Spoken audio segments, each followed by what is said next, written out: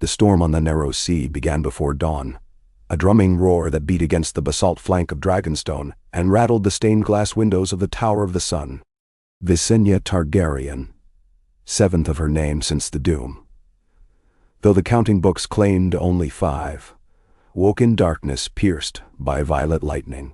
The volleys of thunder felt close enough to shatter stone, yet the island fortress had endured worse in its 200 years of exile. She slid from her canopied bed and padded barefoot across the cold floor, serpents of silver-gold hair loose about her shoulders, and pressed her palm to the damp sill. Far below, waves smashed upon the volcanic shore, each surge illuminating jagged spires and smoking vents in ghostly blue fire. The air tasted of brimstone and salt, the fragrance of a dynasty suspended between sea and sky. Dragonstone had once been the westernmost bastion of Valyria's empire, but since the cataclysm it had become a hermitage, a half-remembered shard of vanished greatness. Aegon the Conqueror had been born here beneath a red moon, raised amid the roar of dragons, and crowned on this very island by the high drums of the old volcano. Yet he had never sailed west to wrest crowns from the quarrelsome kings of Westeros. The reasons were a tapestry of rumor. Some whispered that Aegon's eldest dragon, Balerion, sensed hidden perils across the water and would not fly. Others said that the storm gods of Shipbreaker Bay showed the Dragon Lord an omen of black sails and bleeding stars, warning him to keep his line to the stones. The Septons claimed that Aegon glimpsed a white dawn sweeping Westeros, heralding a peace no conqueror should break. Whatever truth lay buried in those tales, the result remained. The 7 kingdoms stayed 7, and the spawn of Valyria lingered in brooding solitude upon their smoking rock. Aegon's descendants fitted themselves to the island as lichen clings to cliff faces, brilliant, poisonous, astonishing. They married brother to sister as their ancestors had, bred dragons in the cavernous pits, tunneled deep into the mountain's heart, and watched with cold lilac eyes the distant mists that cloaked Blackwater Bay. Occasionally a galley fetched up from King's Landing or Old Town bearing envoys who sought alliance or dragonflame. The Targaryens received them with courtesy, but the answers were ever the same. They had no thirst for crown or conquest. They had their own realm, built of wind, fire, and volcanic glass. Let the rest of the world trouble itself with thistles and thrones. But dragons grow cramped in cages, however vast, and blood runs restless in young veins. Visenya, who had never stepped foot on a mainland shore, felt that restlessness thrumming beneath her skin on nights like these. At 18, she could recite the genealogies of every Valyrian house extinct or exiled, speak High Valyrian with a courtly purr, and fly her gray-green she-dragon Varithis through blizzards of sleep. Yet beyond the ragged horizon lay myths that haunted her, snowbound citadels where wolves howled, rose-walled keeps in golden fields, lithe water gardens scented with orange blossom. The first crack she had glimpsed in the island's armor arrived in the form of a raven. That winter a black bird bearing the wax seal of Riverrun arrived during evening court. Prince Maelys, her father, broke the seal and read in silence while hearth fires hissed. He dismissed the heralds, even the queen, and summoned only Visenya and her younger brother Gaemon to lend counsel. The letter spoke of war across the Green Fork. King Harwin of the Isles and Rivers had fallen, and the river lords now bled beneath ironborn axes. Lady Elaena Tully begged the dragon lords to break their vow of stillness and ride to Riverrun's defense. She offered the riches of the trident, the fealty of her banners, and a daughter of her line for marriage. Gaemon scoffed. He was 17, quick to laugh, and quicker to mock mudfoot kings. Yet Visenya saw Prince Maelys's gaze linger upon the brazier, as if shapes formed in the coals. Dragons, she knew, were greedy not for gold, but for purpose. Dragonstone's vaults brimmed with rubies and pearls. But they had no songs of glory, no epics of conquest. Perhaps, she thought, her father yearned for what his grandsire had denied. That night, as the storm shrieked, Maelys climbed the inner steps to the Dragonmont's peak. Visenya followed at a distance, cloak whipping behind her. The mountain's throat glowed red, veins of molten stone pulsing like a colossal heart. Dragons ringed the crater, wings mantled against the rain. Balerion was long dust, but 6 mighty beasts remained, Melis crimson Arax, Gemon's sinewy Valar, and Verithis among them. Their silhouettes loomed against sheets of lightning, primal and eternal. Melis raised his voice in the old tongue, calling to Arax. The dragon answered with a bellow that rolled over the surf. Visenya's chest thudded. Would this be the night Dragonstone's stillness shattered? But the prince only pressed his brow to Arax's muzzle, whispering. Then he turned away, shoulders heavy with decision, and descended toward the keep. Morning broke bright and windless, as though the night's fury had never been. Melis assembled the small council in the hall of the painted table, where 300 years of dust veiled the ancient map of Westeros. He spoke of duty, legacy, and restraint. The Targaryens would not fly to Riverrun. To loose dragons upon Westeros risked war that might never end. Better to send gold, maesters, and healers. Better to keep their promise to their ancestors' ancestor, peace for fire. Visenya bowed with the rest, but a spark smoldered in her thoughts. Gold could not mend shattered oaths or children burned out of homesteads by raiders. And every year Dragonstone's dragons hatched smaller, their wings narrower, their clutches thinner. Without wind beneath their wings, dragons dwindled, as did the people who shared their blood. In secret she plotted.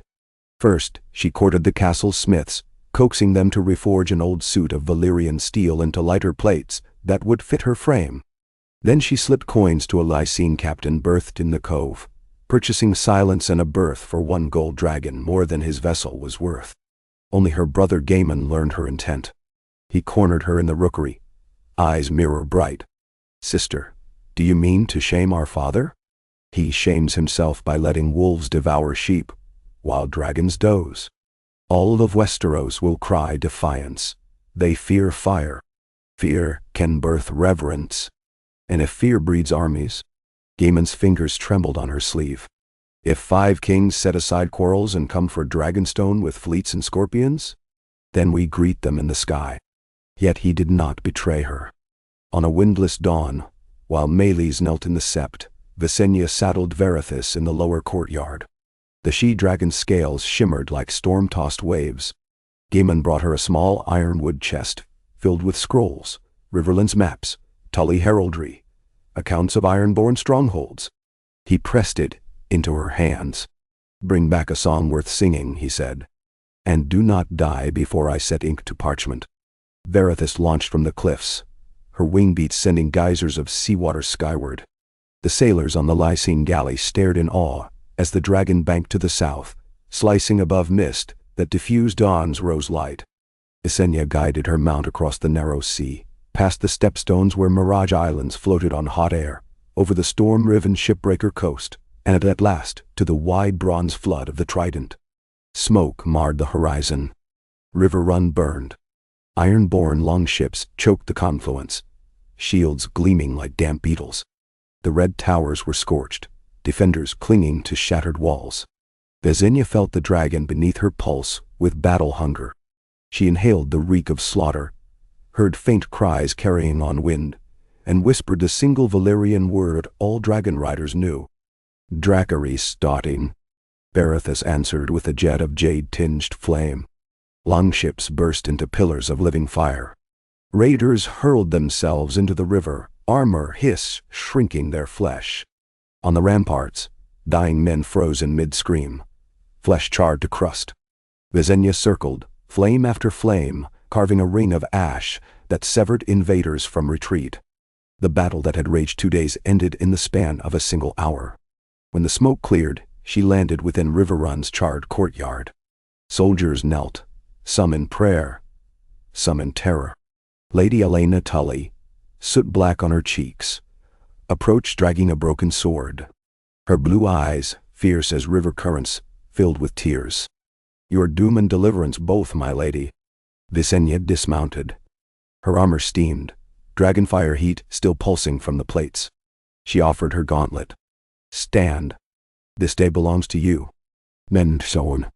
They quenched destruction as best they could, tearing open gates to let trapped townsfolk flee the heated walls, guiding buckets up ladders, coaxing horses from burning stables.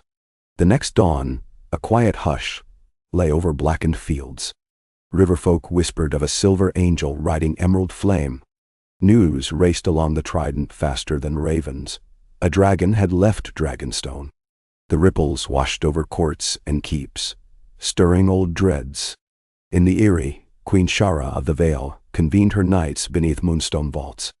At Casterly Rock, the Lannister king placed fresh coin on the mines and ordered triple scorpions forged. In the Reach, Highgarden's steward cultivated alliances with Old Town's faith, arguing that dragons were abominations the maiden herself scorned. But none answered more swiftly than Storm's End. Argielek's grandson, King Edric Stormwing, had built his reign on the boast that Stormlanders feared no flame nor tempest. He seized Visenya's sortie as pretext and declared that the Targaryens meant to subjugate Westeros after all, 2 centuries too late. He rallied bannermen with tales of Valyrian tyranny and the doom of Harrenhal. The Baratheon fleets, black sails emblazoned with golden stags, embarked north to the mouth of Blackwater Bay, intent on choking Dragonstone before the dragons multiplied. He did not wait to tally allies. He assumed fear would drag them in his wake. Visenya lingered 4 weeks at River Run, guiding masons in rebuilding scorched parapets. Letters arrived from Gaiman, brief, sometimes only a line, but laced with undercurrents of alarm. A Baratheon armada drawn up at Storm's End. Spies citing Ziga engineers in King's Landing. Rumors of Dornish sandships creeping up the coast. Their father remained silent in his tower, brooding. Then one raven brought a single sentence penned in Mela's hand. Return. Duty warred with ambition. Riverrun's people hailed her as savior. Children trailed behind her, dipping curtsies, crying, "Dragon Queen." She was not a queen, yet the word tasted sweet. Still, loyalty to blood weighed heavier than applause. On a cloudless dawn, she hugged Lady Elena, promising Riverland's skies would not be empty should Ironborn rise again, and climbed into Varethus' saddle. The flight south took half a day. When Dragonstone came into view, smoke veiled the island. Not volcanic smoke, charcoal haze from the outer villages. Stag sigil ships ringed the cliffs. Flaming pitch scarred their walls. Visenya's heart hammered. She urged Varethus into a dive. Ziga towers bristling with scorpions dotted the shore. Arax and Valar wheeled overhead in savage arcs, scattering attackers like ants. The battle had begun without her. She and Varethus plunged into the fray. Ballista bolts hissed past, barbed heads glistening. Varethus banked sharply, and one bolt grazed her wing membrane, shredding sail-thin flesh. The dragon shrieked, incandescent fury rolling through her belly. She exhaled, and a corridor of flame opened upon the stag's flagship. Wood split, rigging ignited like twine. Flaming sailors flung themselves into churning surf. On the beach, Prince Melis fought not as monarch but as swordsman, blue-black armor smeared with mud. Aemon rode Valar above him, lashing enemy catapults with spurts of bronze fire. Hours blurred into heat and screams. Varethus' wounded wings stung, each beat slower. Visenya drove her dragon low, torching mangonels before they could swivel. But Edric Stormwing had planned well. His siege lines were staggered, scorpions hidden beneath wicker screens that fell away at shouted cues. One such bolt speared Varethus through the shoulder. The dragon reeled, agony twisting her scream into metallic thunder. Visenya clung as the world spun. She glimpsed the sea rushing up, felt the jolt as Varethus crashed halfway down the cliff, and tasted blood as her teeth cut her tongue. They slid, rock shredding scale, until the beast's claws found purchase on a ledge above the tide. Pain fogged Visenya's thoughts, but she felt Varethus' life throbbing beneath her, hot and wild. The dragon's hindquarters trembled. One wing hung limp, ruin of sinew and bone. They could not fly. Edric's men surged along the switchback path. Shields raised, spears poised. Visenya drew her longsword, Valyrian steel alive with ripples. She leapt from the saddle. Around her, the clifftop winds shrieked. She planted her back against Varethus' haunch. The first Stormlander charged. She cleaved through helm and skull in a single backhand slice, blade ringing. 2 more stepped over their comrade's corpse. Above, Arax roared in descending spiral, But Meles could not spare flame so near his daughter. Verithis' ragged breathing beat like bellows behind Visenya. She moved through drills learned since childhood. The dance of the dragons, cut pivot, riposte. She carved a white gold arc through enemy ranks. Blood sprayed the rocks, steaming on contact. Yet, numbers pressed inexorable. A spearhead skidded off her breastplate, bruising ribs. A sword nicked her left forearm, bright spurts silken in sunlight. Each wound slowed her. Shields forced her toward the cliff. Then searing light erupted over the beach as Arax and Valar descended together, pouring twin torrents of fire onto the enemy siege lines. Pyres leapt 30 feet high. The charge faltered. Men threw down spears to flee into surf, only to find scorpions toppling in domino fire behind them. Amid the confusion, Gaemon dove from Valar's back onto the ledge. He seized Visenya's arm, dragging her aside as Verithis spread her uninjured wing to shield them. Arax landed on the path, crushing shields beneath talons. His roar scattered those who still lived. Flames licked the cliff, igniting dry tufts of grass. Edric's proud banner smoldered, stag blackening to cinder. When at last horns sounded retreat, the beach was a scarlet ruin. Dragonstone had survived, but walls were cracked, granaries aflame, and courtyards littered with corpses. Meles convened council in the shell-shocked great hall. The painted table lay half-shattered where a mangonel stone had breached the roof. Ash coated its carved river valleys and forests, like winter's frost. Visenya, arm-strapped, stood beside Gaemon as the prince addressed kneeling lords and sweating captains.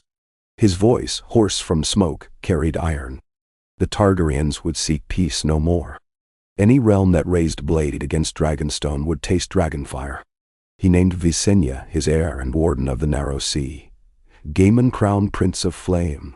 Aegon's doctrine of seclusion lay broken. In its place rose a new covenant. Dragons must fly or die. Letters of capitulation arrived within weeks. Edric Stormwing, wounded and half-mad, offered 30 hostages and a levy of cedar to repair burnt halls. The Lannister king sent gold and promises. Even the maesters of the citadel dispatched white ravens pledging neutrality, though Visenya suspected their gray cloaks quaked at the memory of the doom. Only Old Town's High Septon dared rebuke them. He declared dragons a sin reborn and called Westeros to a holy war that would wash the land clean with fireproof faith. His sermons drew thousands of barefoot zealots who marched north, praying storms would snuff dragon flame. They never reached Blackwater Bay. Arax and Valar met them on the Mander's wide delta, where reeds whispered of ancient drownings. The zealots, armed with wicker shields soaked in river water, believed themselves protected by the Seven. Fire turned their ranks to blazing wicker men, screams echoing for miles. When word reached Old Town, the High Septon collapsed during Vespers, witnesses claiming his heart burst like a fruit left too close to a forge. The terror worked too well. Peace settled, but beneath it festered hatred. Riverlands farmers prayed nightly for storms to douse dragon wings. Fishermen cursed scaled shadows that spooked shoals. Bards wove verses of burnings into half-truths that swelled into whole lies. Visenya spent the next decade carving Dragonstone into a fortress fit to face realms. She rebuilt the painted table in obsidian framed by bronze. She ordered the construction of 3 new keeps along the island's ridge, each fitted with signal torches whose flames could be seen from Duskendale to Driftmark. Dragonstone, ever a dragon's roost, became a talon poised over the mouth of the Blackwater. Gaemon proved her equal. He taught Riverland smiths the art of forging dragonglass arrowheads. He paired healers with alchemists, seeking poultices for scale rot. Brother and sister forged a rare harmony, rooted in shared memory of that cliff ledge where death nipped their heels. But as their power consolidated, another specter loomed, the slow, inevitable waning of dragonkind. Verithis' wing never fully healed. She grew lethargic, refusing to hunt beyond coastal cliffs. Valar's last clutch produced but one living hatchling, small and mottled. Dragonstone's archivists, tallying hatching rates, charted a grim downward curve. Dragons confined to an island, Even an island birthed a fire, bred weakness into their bones. They needed vast skies, wars worth the burning, realms to scour and seed anew. Visenya convened a conclave in the Hall of Embers one winter night. Frost rhymed arrow loops, and the tide boomed like war drums. Gaemon stood at her side. Meles, older, hair gone iron-gray, presided from a chair carved into the likeness of Balerian's skull. Masters-at-arms, shipwrights, healers, and mages whispered among themselves. Visenya spoke first. "Dragons," she said, "could not flourish in captivity masquerading as sovereignty. The Targaryens must claim not only Dragonstone, but the skies above the 7 kingdoms. They must open rookeries in mountain eyries, breed dragons with wild space beneath their wings, kindle Valyrian fire in alleys of every capital city." Opposition flared. Maester Corran, his chain clattering, warned that conquest would unite kingdoms against them. Visenya countered that fear already united them. Conquest would transform fear into one realm guided by dragonlight. Meles rose, slowly. Shadows played across his weathered face. "We have lived 2 centuries by the promise our ancestor made, to spill no blood west of the Blackwater.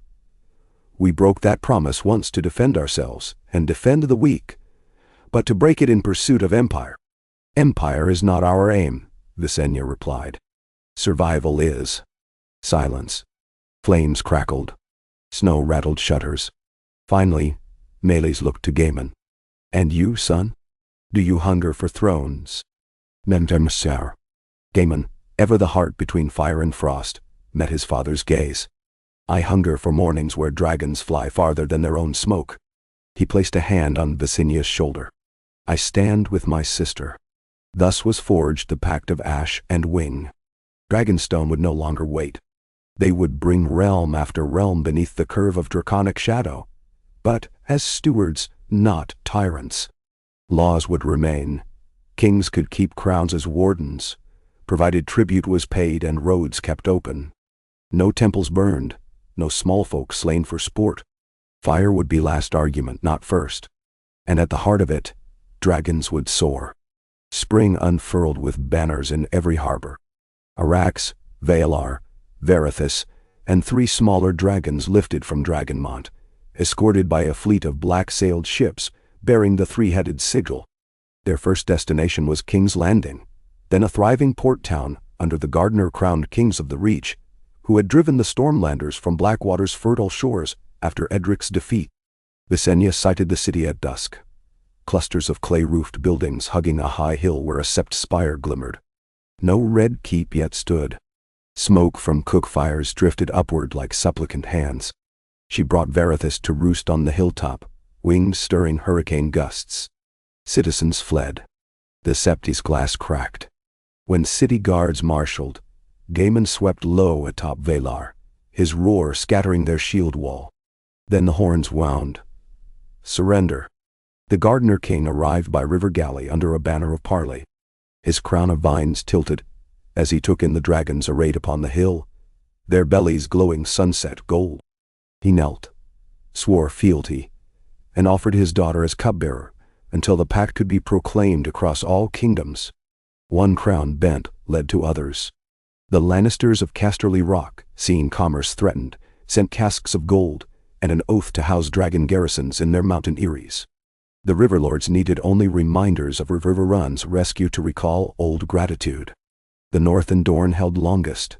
Wolves and sand alike were slow to bow.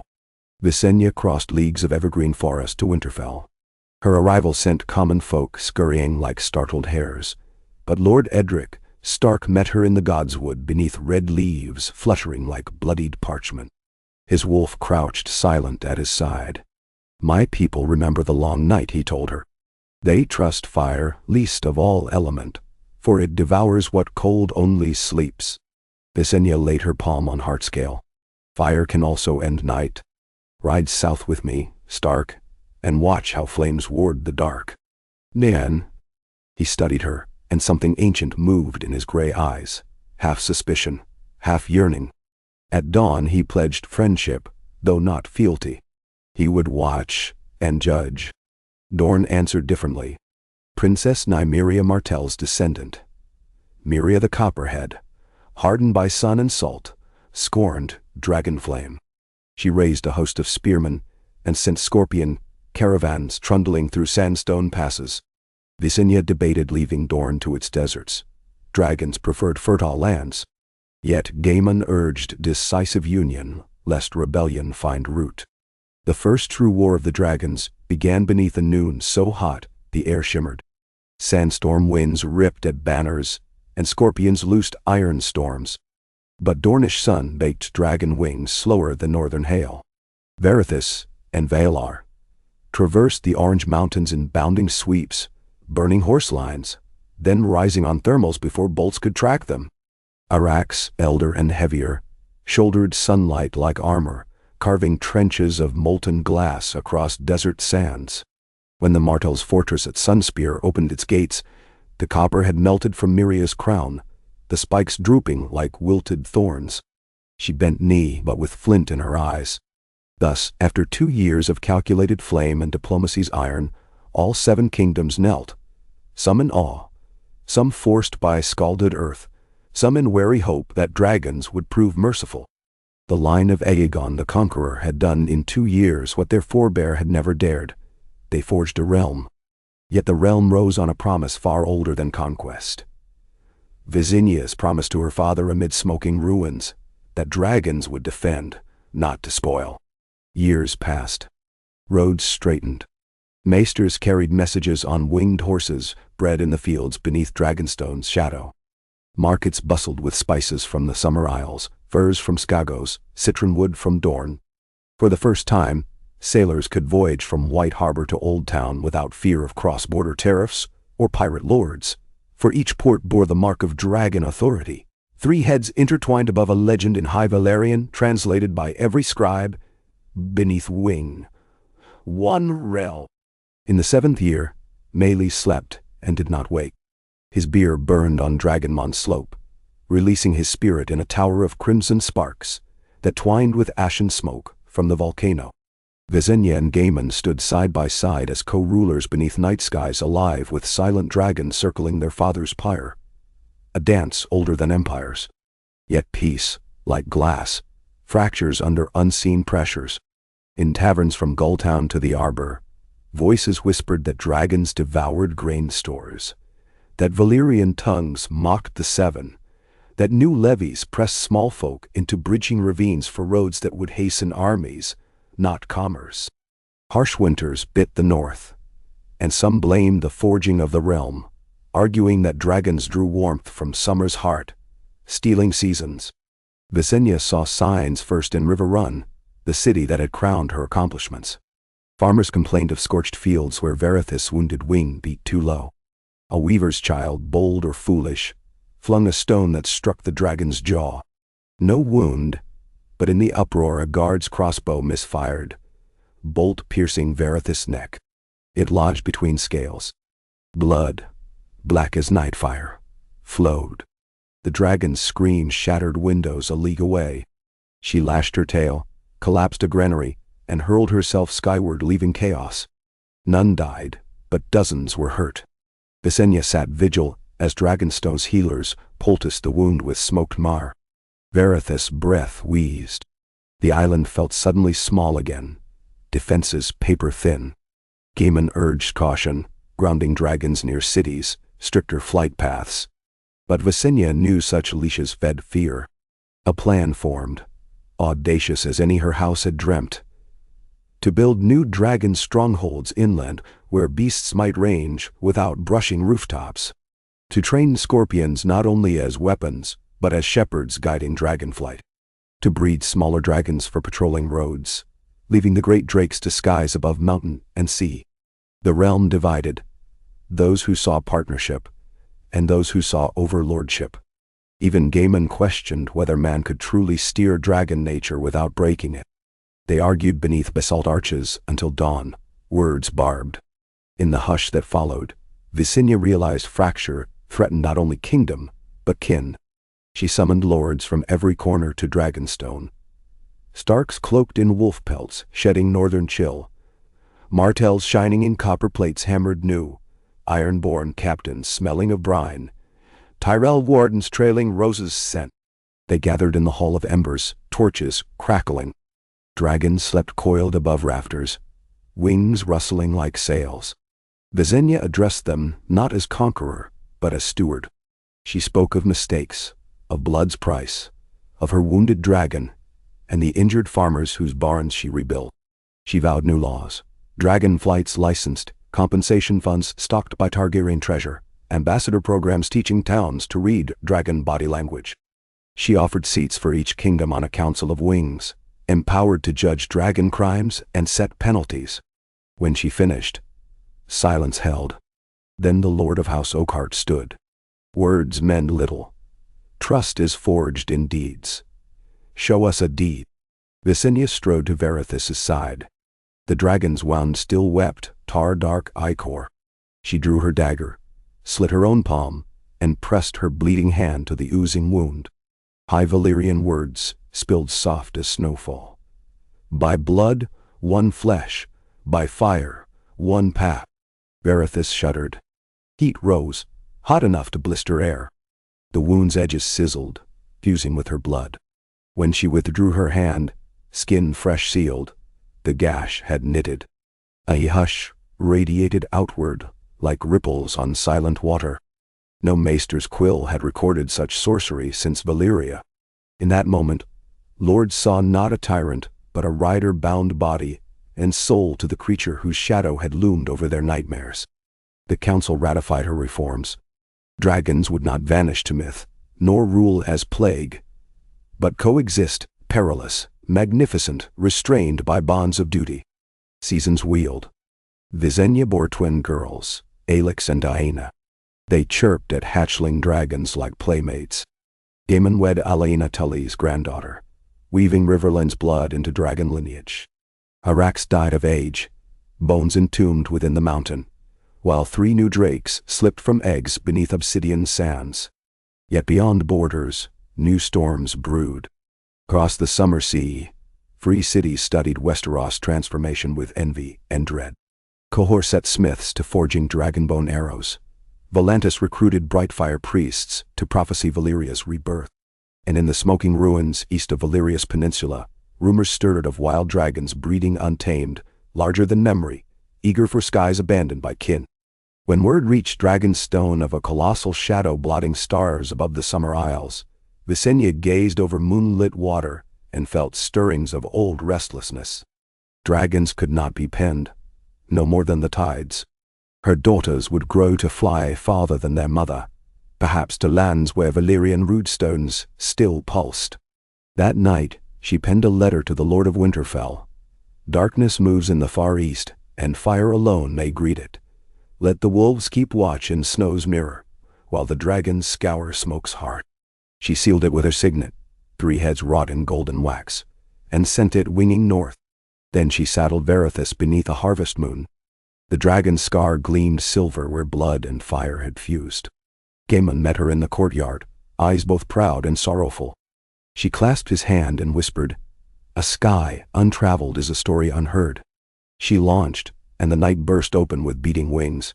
Below, Dragonstone's towers glowed amber, and ships rocked gentle in their harbor. To west lay the realm she had forged. To east, the unknown. She chose neither dusk nor dawn, but the horizon between, where stars guide wanderers across water as deep and shifting as time. In her wake trailed cinders that spiraled like new constellations, promising chapters yet unwritten in the chronicle of fire.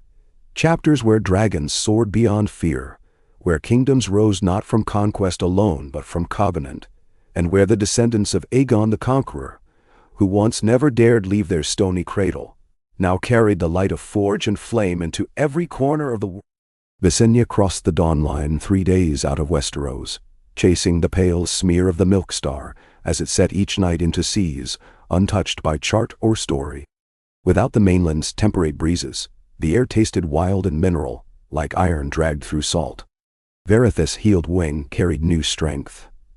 The great she-dragon banked in wide spirals so high the world below collapsed into curling cloud fields. From that height, Visenya saw no borders. only currents of gray-blue water, and scattered isles, the maps called by names older than the Valyrian freehold.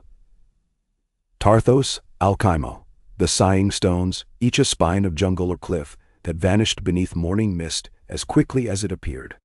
She had taken no fleet, only a single Lysne cog crewed by 30 volunteers who shared the stubborn glitter in her eyes. Once each dusk the cog's lanterns winked at her through the gloom, and she would descend, confer with Captain Murtis on supplies, then rise again to the sky. By the 8th day the sailors began saying their prayers a little louder. The sea beneath them had grown viscous, tinged red at sunrise. They whispered of the demon currents, warm, silent rivers that swallowed hulls without warning. On the 12th day, the lookouts sighted birds large as banners drifting westward. Their wings were webbed, and when they beat, purple motes flecked the air. Visenya felt Varithus tense beneath her. Dragons knew kin when they smelled it, and those birds reeked of far, forgotten fire. 2 dawns later, the sea changed color altogether, shading from slate to smoky bronze. A sulfur wind streamed from the east and carried upon it the cries of creatures whose vocal cords had never learned restraint. The lieutenant on the cog's quarterdeck called for all hands to shorten sail. Volcanoes jutted on the horizon like broken spears, trailing ash plumes many leagues tall. The ruins of Valyria lay dead ahead. Captain Murtis wanted to skirt the peninsula, but Visenya denied him. She pointed to the stony labyrinth half-submerged where proud Valyrians had once raised tower upon tower of fused black glass. That dead city still smoked long after its towers turned molten, as though the doom itself breathed on. Beside it, the sky shimmered, not with heat alone, but with something like shifting glass. Varithus wheeled low enough for the dragon's shadow to slip across streets where no living foot had trod in centuries. Where rivers of fire had cut new canyons, molten stone had cooled and left obsidian flows that glittered like a night sky, turned solid. The smell was strangely familiar. Blackwater Bay after a storm mingled with forge fires, and yet there was an undertow of rot. Whole centuries stewed down to minerals and ghosts. They found the first dragon at twilight, atop a ruptured ziggurat.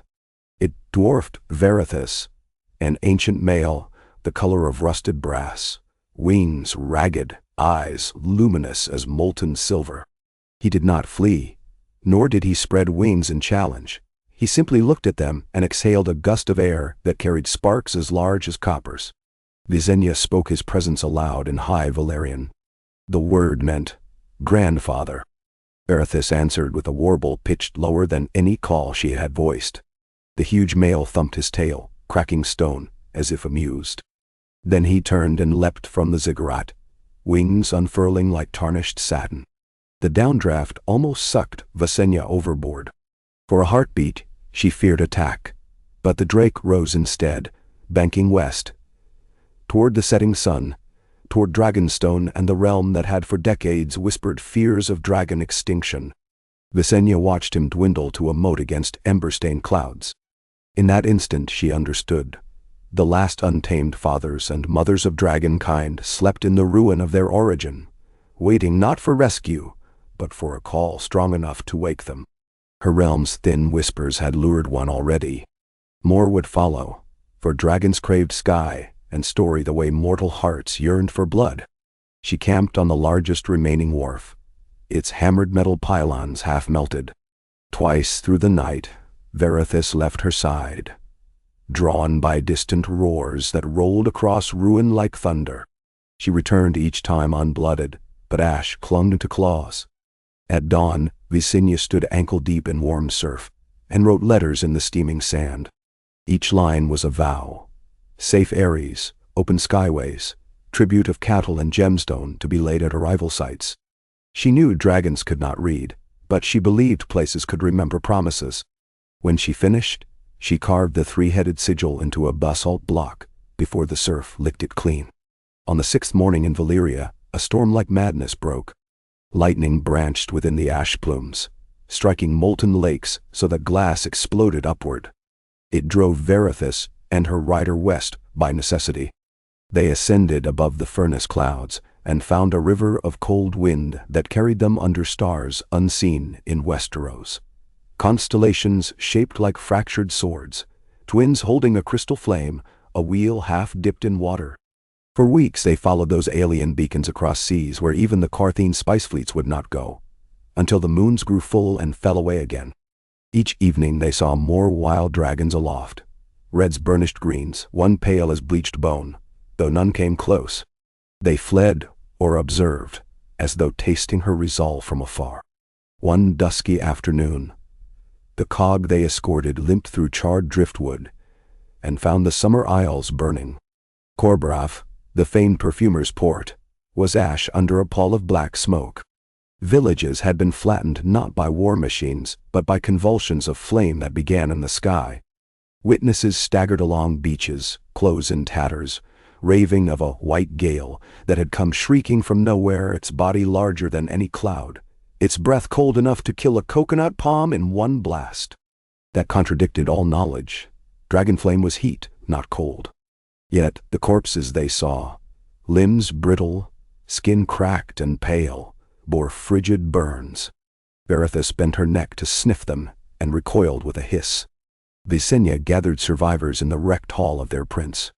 She listened, asked careful questions, and sketched flight patterns in soot with the point of her dagger. The beast they described had wings ragged at the trailing edge, like cloth torn on nails, and scales that shifted color with every flex, from moonsilver to midnight purple to mirror-clear translucence.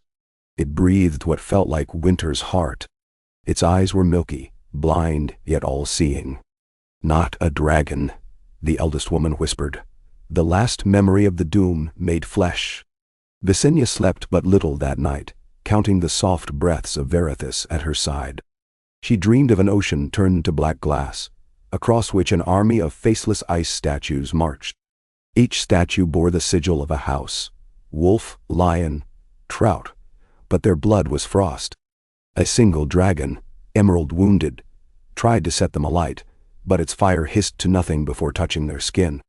Morning revealed a second horror: a Valyrian transport galley adrift, sails burned but hull intact. A boarding party found the crew butchered.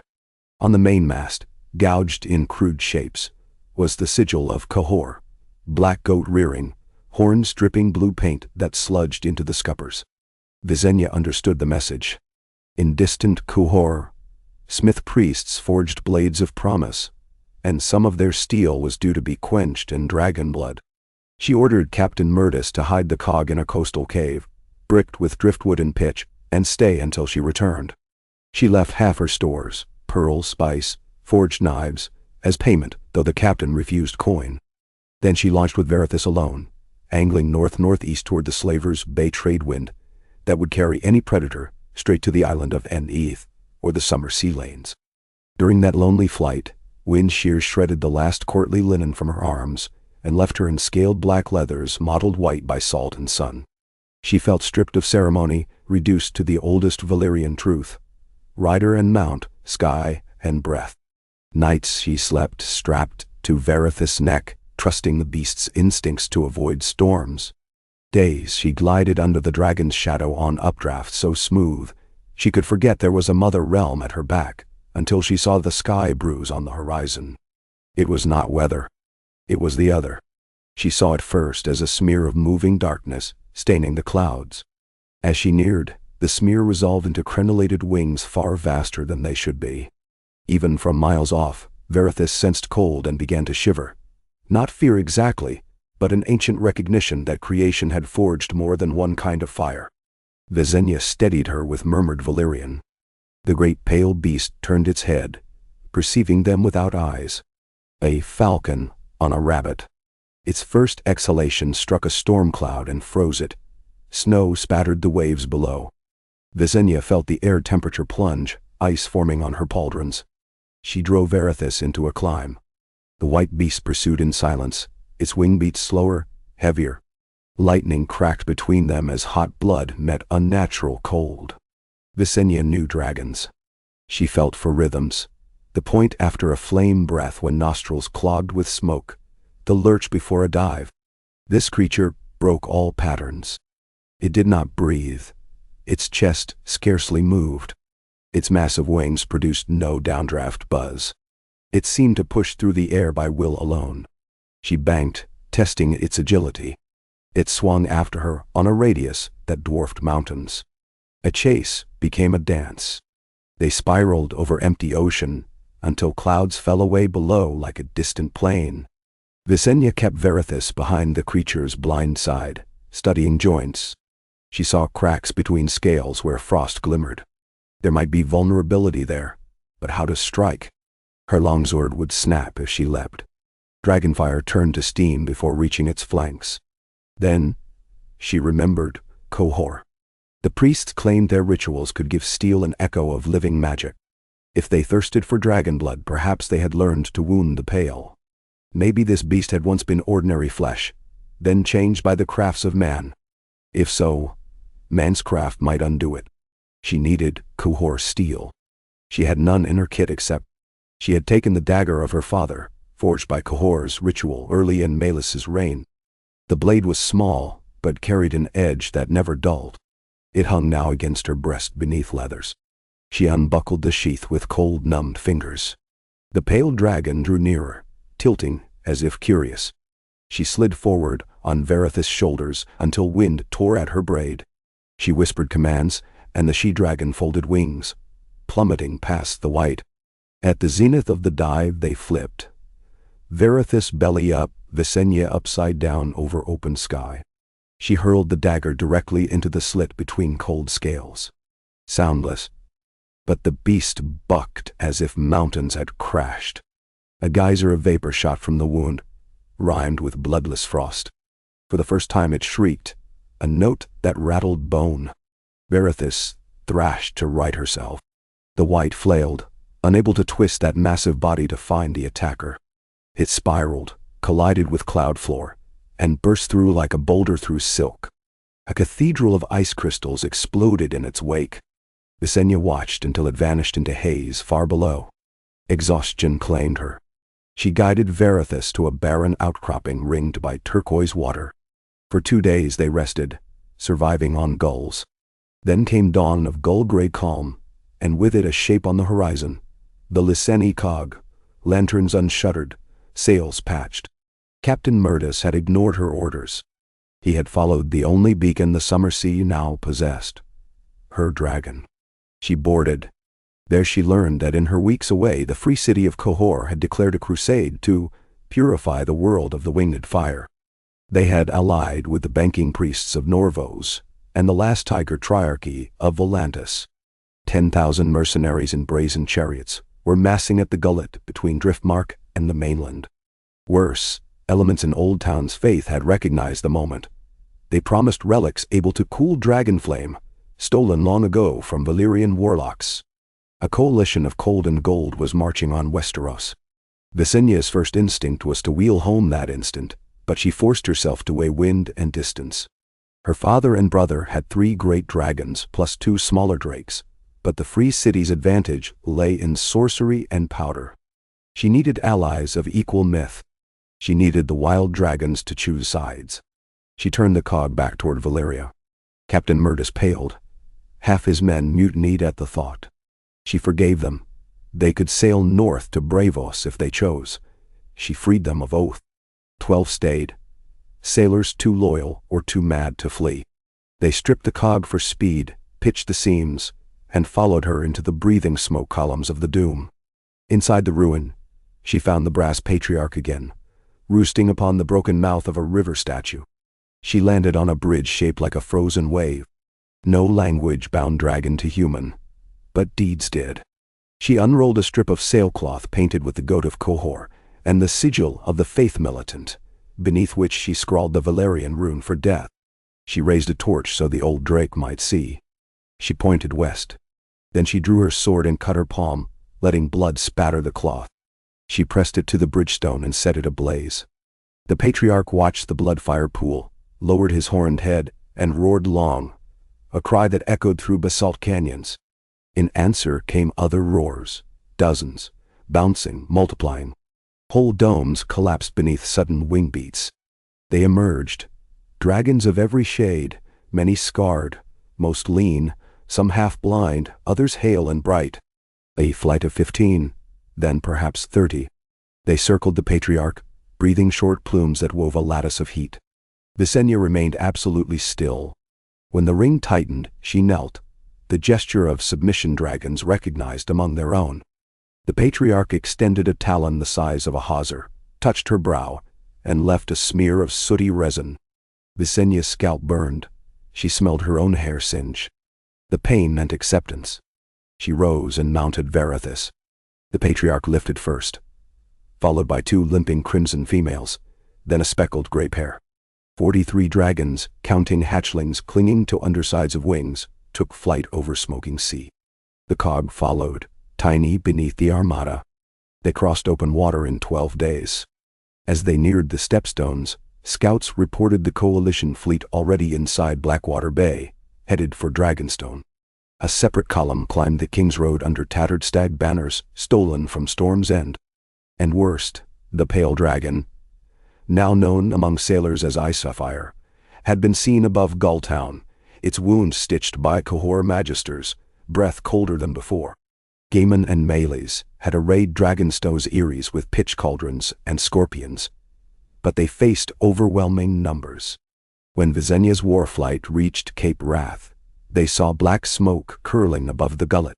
Dragonstone burned in places, outer fishing hamlets consumed by lantern fire bombs hurled from Triarch catapults. The patriarch howled and plunged, banked inland. But Visenya wheeled Verithus toward the mainland. She sensed the true threat was not the legion on the beach but the pale monster circling behind. She found Icefire over the estuary where the Blackwater met the narrow sea. It hunted alone, cold breath freezing siege towers and shattering them. But small folk and soldiers alike died in the spill. She rose behind its blind arc again, but this time it wheeled to meet her, tail lashing sideways with terrible speed. Verithus took the blow across her chest. Scales cracked. The dragon screamed. Visenya nearly fell. She saw blood, real blood, steaming. Rage overrode caution. She drove Verithus into a headlong charge and released continuous flame. Fire met frost. Where they collided, a cloud of boiling snow erupted. The shockwave flattened tents on shore and keeled small ships. Icefire shrieked, lunged with jaws wide. Visenya twisted aside. The beast's teeth scythed down Verithus' wounded side, carving a furrow that opened muscle. But momentum carried the pale dragon past, vulnerable for half a breath. Gaiman's Valar struck, descending like a thunderbolt, claws spearing Icefire's neck. Valar's flame was bronze, hotter than ordinary red.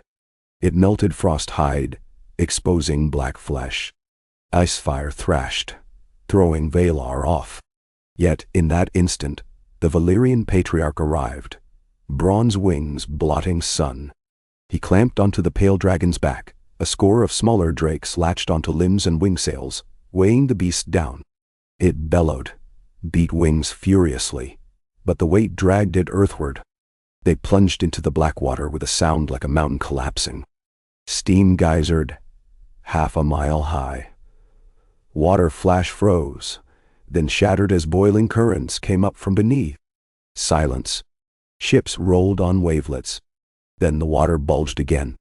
The bronze patriarch surfaced, chest heaving, molten streaks searing his flanks. No pale dragon followed. On the beaches, Conqueror scorpions had ceased firing. Their operators stared, slack-jawed, as the sky filled with free dragons descending on siege engines. Wooden frames ignited beneath claws. Volantene where elephants trumpeted and stampeded through their own lines, when confronted by a rain of hatchlings shrieking hungry joy. Within an hour, the coalition's landing force was ash and corpses. The fleet broke. Many ships purposely beached themselves to avoid dragon strafing. A third tried for open sea and were hunted by the drakes like gulls on mackerel. Meanwhile, on Dragonstone's inland slope, Melees Arax tore through catapult lines, while Gaiman marshaled the island's garrison to quell fires and save villagers. Visenya landed at the Red Keep of King's Landing, now half built in pink stone, and summoned its newly appointed Lord Warden. She commanded immediate dispatch of medical convoys to Dragonstone, financed by the Crown's coffers. Nobody refused. 3 days of mobbing followed. Visenya personally oversaw interrogation of captured Conqueror priests. From them, she learned the full ritual required not just dragon blood, but dragon hearts steeped in frost, lotus from the Shadowlands. Icefire had been a living experiment. They had 3 more unhatched eggs treated with the same sorcery, waiting in Volantis. She had the priests taken to a quarry near the capital, and there fed to dragons, publicly, so rumor of what became of such men would circulate. She expected outrage from the faith. But even the High Septon kept silent after ravens brought word of the free dragons. In Old Town, the starry Sept's windows shook when a single wild hatchling perched on the top spire, then departed without harming anyone. The message was plain. Visenya and Gammon held council in the painted table hall, now fully restored, the cracks from the Baratheon siege filled with glass so the fractures glowed red. On the table, they placed black stones for the Free City Alliance, white stones for the faith, green stones for houses that remained loyal. The map looked at first glance like a board of Savas, but then she saw something new. Empty gaps now peppered the sea and woods where no threat stones remained, only cinders. Dragons had seared those threats away.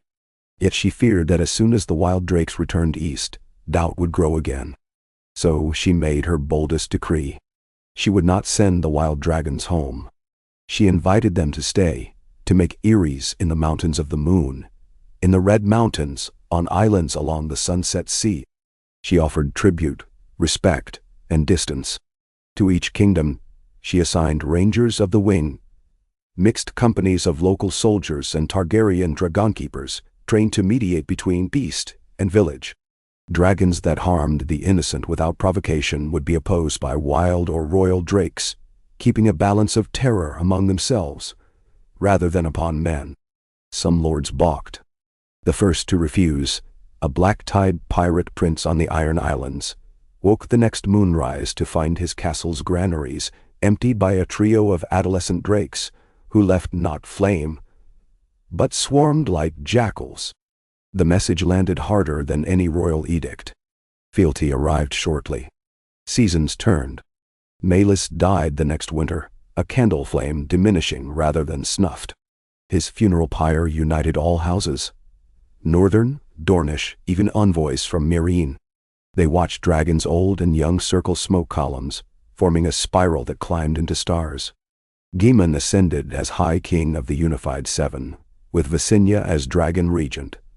Titles minted anew, but hearts bound by old fire. A decade of uneasy peace dawned. Roads no longer bore armies but caravans of exotic grain demanded by the dragons, purple maize from the Islands of Jade, silver wheat from Yi Ti.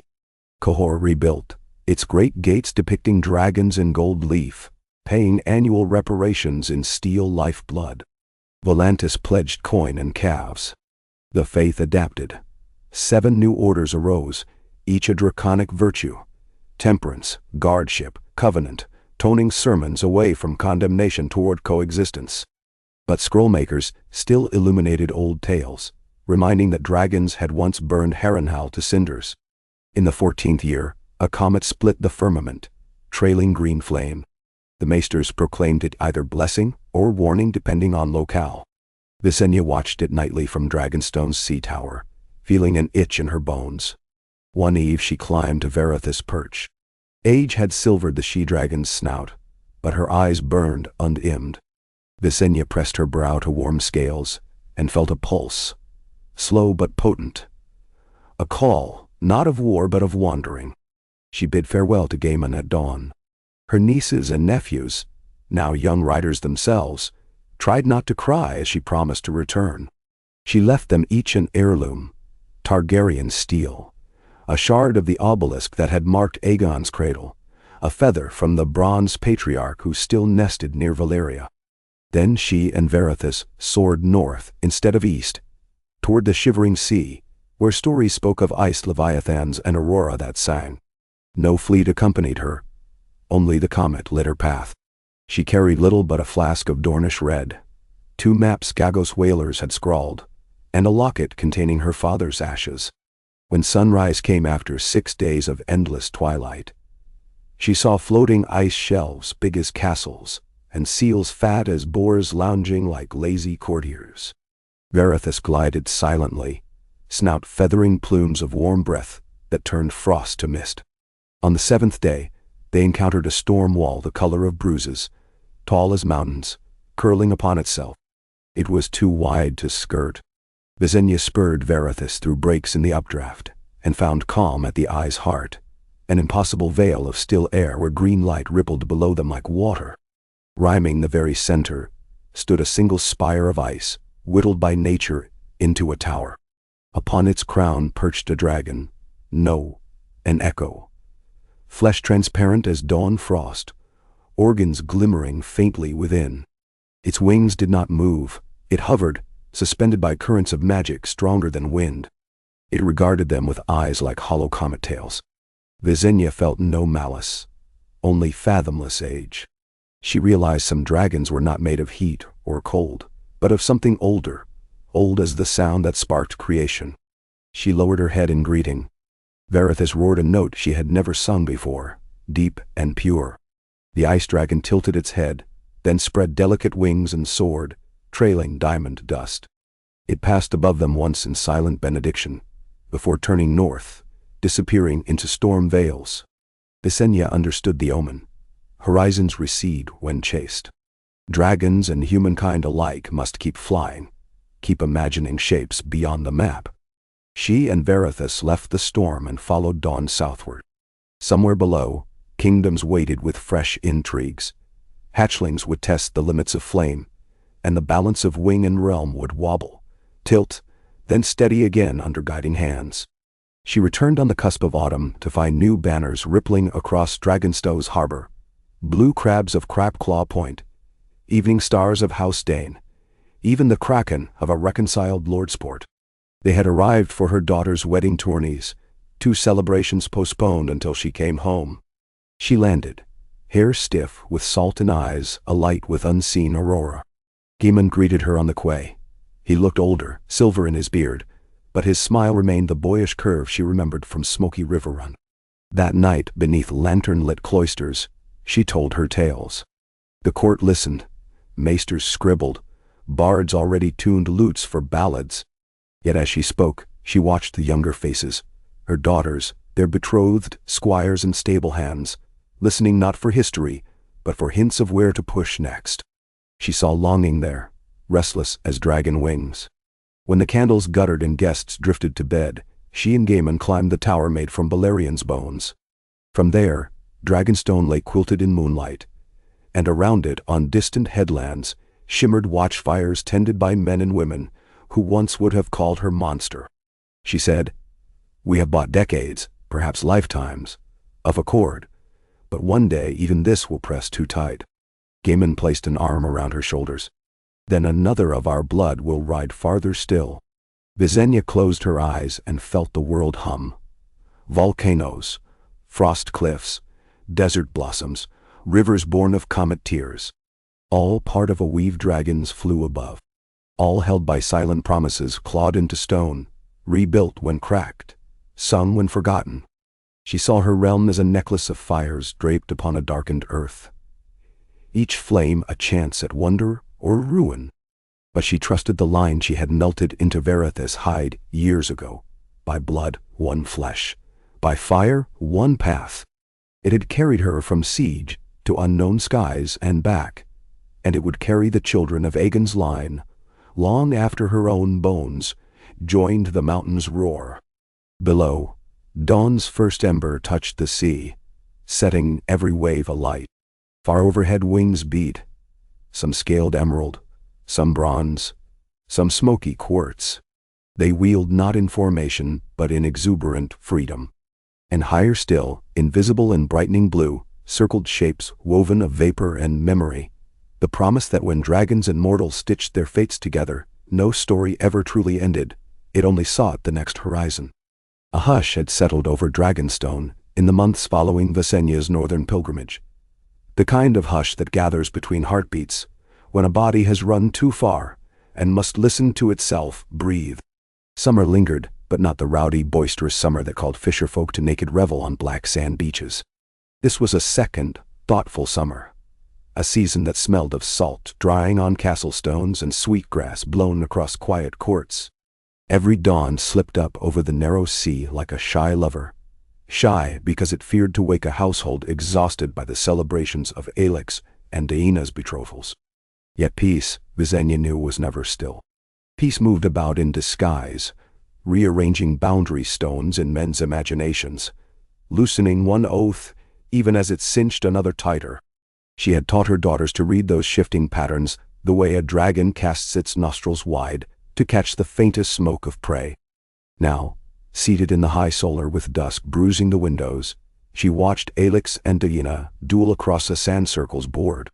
The carved pieces depicted dragons in spirals of flight. The elder, Aelix, preferred positional games.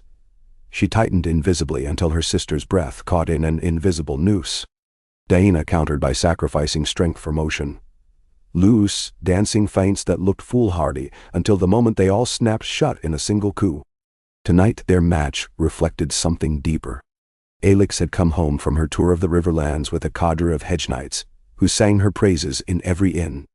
Daena had returned from Dorne with jars of glowing desert glass and rumors of a secret alliance with the Leopard Guard.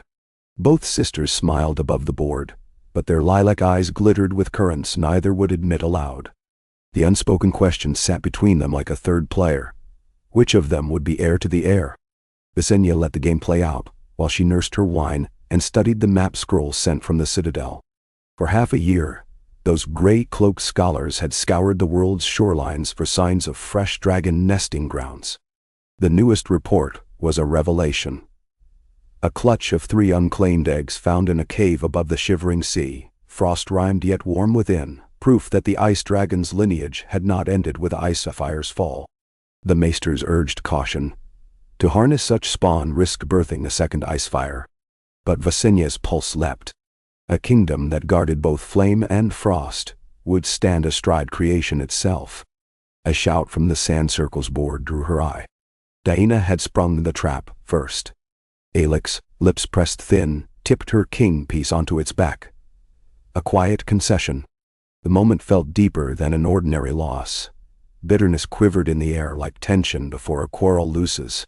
Aelix pushed back her chair, murmured the formal words of courtesy, and went stalking out under pretense of tending her steed. The door shut too firmly. Daena glanced at Visenya.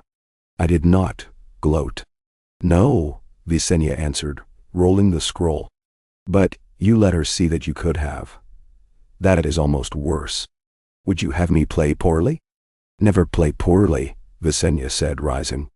"Merely ask why you must always win. The realm benefits when rival sisters learn which battles are better fought side by side." Daena's jaw set in a stubborn line too reminiscent of Gaemon to belong entirely to her mother. Aelix would say the same, yet every time we stand side by side, she expects me to lean. Visenya could not answer that without cutting open old truths. In Dragonstone's lore, each generation of the Conqueror's line had repeated one lesson in fire. Dragons with 2 heads fought themselves until both bled. She poured a second cup for the girl and gestured her to sit. "Come, we will speak plainly." They talked as the last pink faded from the sky, while torches outside the solar guttered to life. Daena admitted her fear, that her sister's charisma would draw the houses of the Reach and Riverlands, until the council begged to crown her Princess of Dragonstone. Visenya countered with her own fear, that a victory snatched too fast might sour the small folk against Daena as another haughty dragon lord. The conversation pivoted again, back and forth, and ended with no resolution except tears glinting in Daena's resolve. Only hours later did Visenya hear her elder daughters return by the echo of boots up the Tower of Wind. She met Aelix at the landing. The girl's cheeks were streaked by sea mist. Without a word they embraced. Aelix did not complain of the loss. She spoke instead of a fishing skiff capsized just off Sisterton, 3 lost, 2 rescued by the watchtower. Of how the youngest survivor wept for a missing brother, but could not remember his own name. In that moment, Aelix whispered, "I cared less for who sits where than for whether that child would eat again." Visenya pressed her palms to both daughters' brows that night, and prayed to every nameless Valyrian ancestor that sibling love would hold. 6 days later, the first tremor struck. It rolled underfoot at dawn, just a long, slow heave that rattled lantern chains in the kitchens and spilled ink in the counting room. The tremor's heart lay somewhere beneath the Dragonmont, but the mountain gave only a faint belch of sulphurous steam. Dragonstone had known such tremors since the Doom, and shrugged them off. The garrison resumed drills, and the court resumed its gossip. The second tremor, 2 nights later, was sharper. It cracked a terrace wall and sent 100 gulls screaming clear of the cliffs. One scorpion fell from its platform into the sea. In the rookery, a clutch of raven eggs shattered. The head maester wept not for the birds but for the prophecies he had been coaxing their sires to carry. On the third night, the tremor became an outright quake. Stone grinding on stone, towers swaying as if taffy. Flames guttered sideways. Some claimed they saw molten rivulets seep through fissures in the floors. Dragons across the realm felt the trembling. In Driftmark, a hatchling leapt from its perch in panic, broke a wing, and had to be put down by gentle blade. At Sunspear, a half-blind crimson drake clawed its own keep's parapet, as if searching for non-existent prey beneath. Visenya dispatched ravens to Gaemon at King's Landing, ordered the stonemasons north. She summoned the court geomancers who studied the mountain's mood. They reported the volcano was not waking but shuddering, as though something under the crust pounded at a gate. One scar-eyed geomancer dared propose that the tremors were not natural at all. They resonated like hammer blows struck from below. It would take a fortnight of frantic excavations in the mountain's old abandoned mine shafts to reveal the source. As teams widened a fault-scarred corridor, they found a glimmering stratum of glass. Obsidian melted and rehardened into filigreed shapes. No veins should form. Some shapes looked like runes, others like stretched human figures locked in silent wails. Beneath that lay an air pocket hot enough to blister iron picks. When they cracked it further, a roar of cold wind burst out and turned to vapor. The blast killed 3 miners and extinguished every torch. Visenya arrived within the hour, riding Verithus straight down the main shaft, wings half-folded, claws clinging to metal rungs. She demanded more excavation, ignoring the surviving miners' pleading. By lanternlight and dragonfire, they delved until night blurred into dawn. At last, a cavity opened into a chamber too smooth to be natural. Its walls polished obsidian reflecting their torches 1,000 times. In the chamber's center crouched a sphere of glassy ice the size of a horse cart, its surface riddled by swirling traceries of milk-white veins, like frozen lightning. The sphere pulsed, heavy, rhythmic, as if a distant ocean surfed within. The scar-eyed geomancer gasped. "My lady, that is Heartstone. The legend said Valyrian earth mages drew it from rifts beneath the 14 flames for god-making rites." "Heartstone," Visenya repeated, whispering so her breath would not wake it. "No wonder the mountain shudders." Another pulse throbbed under her boots. The sphere dimmed, then brightened. The geomancer knelt, pried a shard of obsidian from the wall, and listened as though to a conch. "It calls," he murmured. "It calls to something in the deep ice." He meant the frost dragons, the frozen lineages that had hidden under seas and storms until icefire was conjured. Suddenly the fragile balance she had brokered felt as thin as a dragon's wing membrane in high wind. If the Heartstone pulsed in signal, who else might be listening? She ordered the chamber sealed, ice sphere entombed behind double walls of lead and Valyrian steel. Maesters objected. Lead would warp in volcanic heat, and Valyrian steel was rare as joy in a leper camp. She overruled them. 2 smith forges worked night and day on the bands, while engineers poured crushed seashell, slurry into cavities to deaden resonance. Meanwhile, the tremors subsided. A fortnight later, ravens from the north brought worse news. The wall had cracked, not by siege but by internal fracture. A quarter-mile segment at the shivering cliffs collapsed outward in a plume of ice powder. Rangers scouting the breach vanished. One survivor staggered south, feet black with frostbite, and babbled of shadows that moved against the dim blue glow of aurora, shapeless yet monstrous, ignoring blazing arrows as though fire were a memory. He died convulsing before the maesters could apply milk of the poppy. The watch begged the crown for men, saws, coal, anything to mend the breach before deep winter. Gaemon convened his small council under the Maidenval's stained glass. Some urged immediate march north with royal army and dragons. Others muttered that, if nameless shadows feared neither fire nor steel, sending dragons might only awaken old legends best left sleeping. It took 3 days of recrimination to hammer a compromise. A joint host, 5,000 Crownlanders, 3,000 Riverlanders, 2,000 Vale Knights, would march to Castle Black bearing winter stores and siege engineers. Dragons would fly escort, but land only if the others, no one dared use a more precise name, spilled into open war. Visenya volunteered to lead the escort. Gaemon wanted her south, calm. They argued long past midnight in the painted table hall. Memories surged like lava between them. Childhood laughter in River Run soot, the cliff battle where she nearly died, father's funeral pyre ash falling in their hair. Finally, Gaemon said, "I will not command you, but I ask as brother, stay. If this heart's tone truly echoes something older than Valyria, we need your mind here to unravel it." Visenya relented, but her soul smoldered. She dispatched Aelix north astride the Bronze Patriarch himself and Daeon Verithus, who could still eclipse any sky with her wings, though claws ached in damp. Aelix bristled at being paired with the old drake, relic of Valyria, stubborn as lava rock. But Visenya insisted. The Patriarch's hide was thick as castle gates, and likely weathered worse than northern ice magic. Aelix bowed stiffly. Diana said nothing, only clutched her mother's wrist, eyes shining with unshed possibilities, both dread and eager. The host set north in a windless dawn. 2 dragons soared overhead. Their shadows moved like twin prophecies along the King's Road, causing villages to spill people onto rooftops in prayer or applause.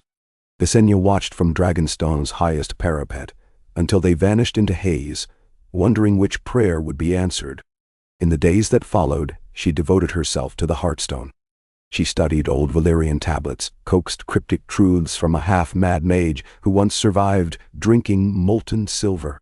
She cross-referenced with Westerosi myths, the ice serpents of Skagos, the last kiss of the Winter Queen, the buried city under the shivering sea whose bells rang whenever dragons hatched. Patterns emerged like ghostly shapes behind frosted glass, a long-cycle resonance between volcanic heat and glacial void, each stirring the other through worlds unseen. She pressed the Citadel's glass candles into service. Under their smoky green illumination, she scribbled formulae that described how the Heartstone dampened or amplified currents of free magic. The sphere, she theorized, acted as a tuning fork. When unbound, it could call to frostborn powers across half a world. Sealed, it merely hummed. But if broken, she dared not imagine. Such shattering might rip a veil inside the weave and allow cold and elder night to pour into the bones of every dragon left alive. So she sought a grander solution than lead and steel, an inversion ritual, using the oldest Valyrian rite of the Forge Gods to reverse the Heartstone's polarity. Heat would drown frost. Flame would echo back along the call and stun whatever listened. To fuel it she needed pure dragon fire, dragon breathed at the exact moment obsidian cracked. With Verithus gone and Arrak's aging, she lacked a willing mount. That left Valar, Gaemon's bronze-touched beast, still sunning on the Red Keep terrace. She wrote to her brother for permission. The raven returned in her own daughter's hand. Valar accepted no riders but Gaemon and Daena. Yet another drake, newly matured, might serve. Daena's hatchling Emberlane, a copper and jet she-dragon too small for war, but swift in flight. Visenya hesitated. The ritual risked failure. To bring a young drake into the mountain's throat could kill it. But time frayed. Reports from the wall turned dire. Giant ice spiders glimpsed dragging men upward, and the aurora now pulsed scarlet. So she agreed. The day of the ritual dawned with clouds, stretched low, like planks of driftwood. Miners widened the shaft, masons barred onlookers. Emberlane, restless, shifted on her chain. She sensed the tremor of power far below and hated that she could not answer by flight.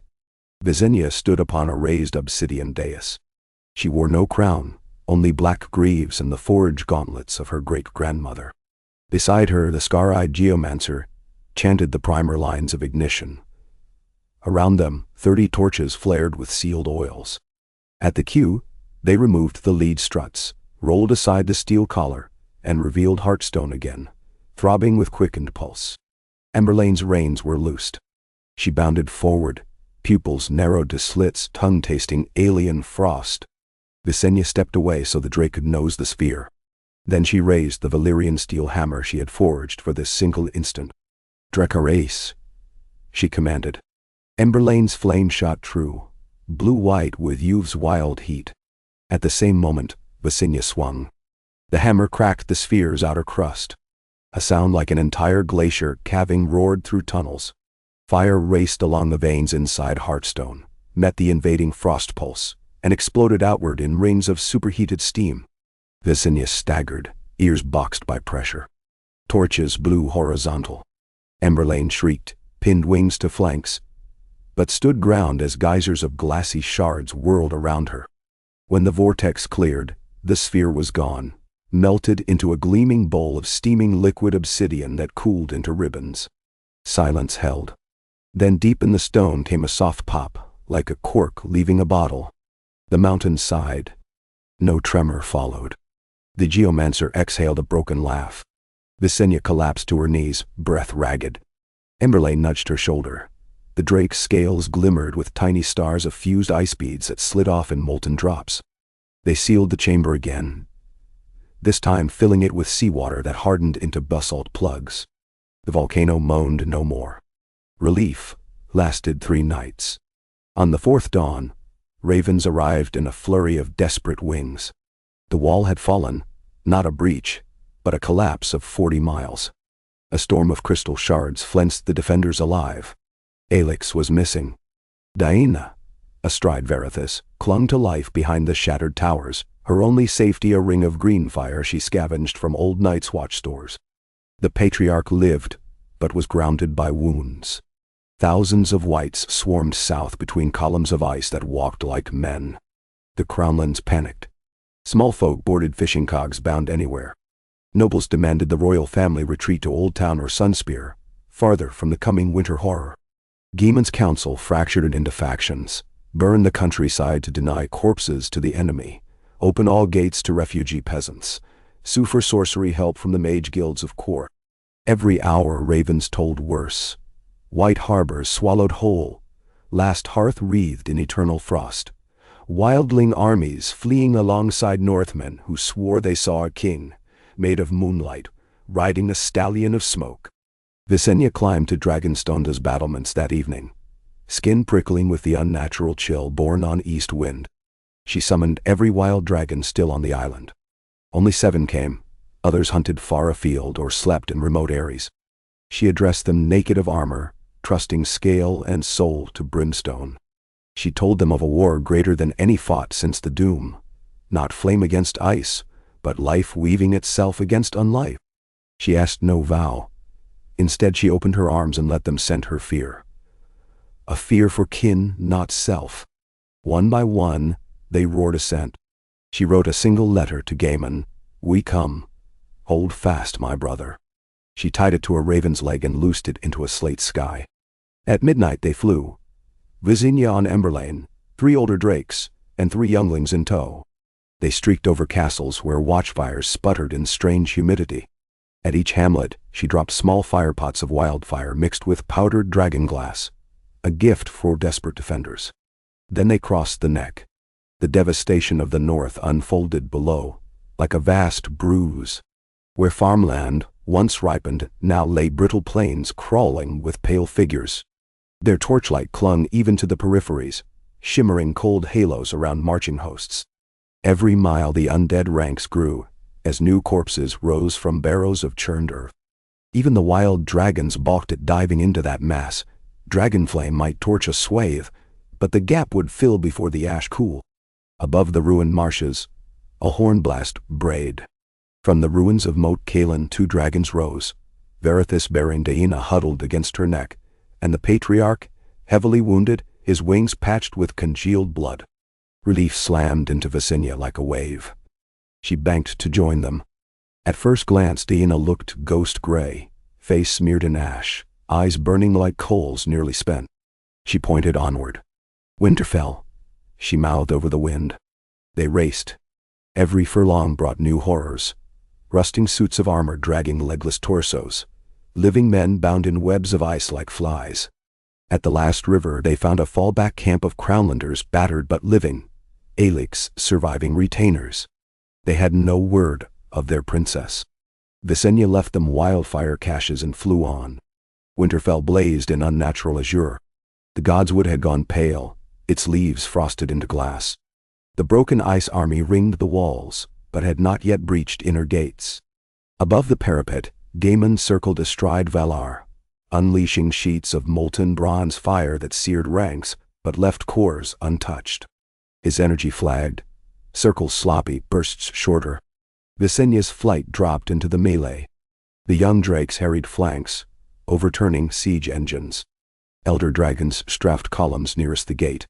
Varithus landed on a tower, tail lashing undead that climbed like rats. Emberlane rose high, gathered breath, and exhaled concentrated cone of white-blue heat.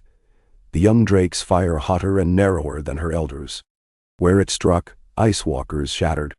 Visenya searched the ring for their commander. Legends named him the Night King, ancient revenant, stark of old, betrayed by his own desire for immortality. But the figure commanding these legions wore no crown, only a cloak of shimmering frost and eyes like distant stars. He rode a dead wyvern patch worked with leather thongs. Visenya felt his gaze like a nail hammered into her spine. He raised a hand, and spears of black ice shot skyward. One struck a young drake. Dragonglass tip pierced scale like parchment. The beast screamed and spiraled into the ranks below, swallowed in seconds. Visenya grieved, but had no time. She spurred Emberlane into a charging dive toward the Night King. Mid-dive she swung wide, forcing the worm to dodge aside. Varithus hammered him with a wall of flame. For an instant, cloak and wyvern vanished in smoke. The patriarch lunged, jaws seeking. They all converged. A crack like the world splitting. The Night King burst forth atop his wyvern. Cloak aflame yet unburned, thrusting an ice lance into the patriarch's throat. The old dragon jerked, roared blood, and fell, crushing a segment of undead horde, but leaving Varithus exposed. Diana howled. She pitched her dragon into a suicidal stoop. Visenya saw her daughters plan a heartbeat too late. Dana meant to ram the Night King bodily. Visenya screamed for Varithus to roll but couldn't be heard. Shock tore sky as Varithus collided with the ice wyvern, claws shearing through necrotic flesh. Diana leapt from saddle, brandishing a spear of dragonglass tipped in wildfire pitch. She plunged it into the Night King's chest. For a breath nothing happened, then wildfire ignited in an emerald blossom around the spear point. The Night King screamed, a sound like worlds grinding. Frost cloaks unraveled. His wyvern convulsed and exploded in shards. Diana tumbled free, falling toward the parapet. Visenya dovetai.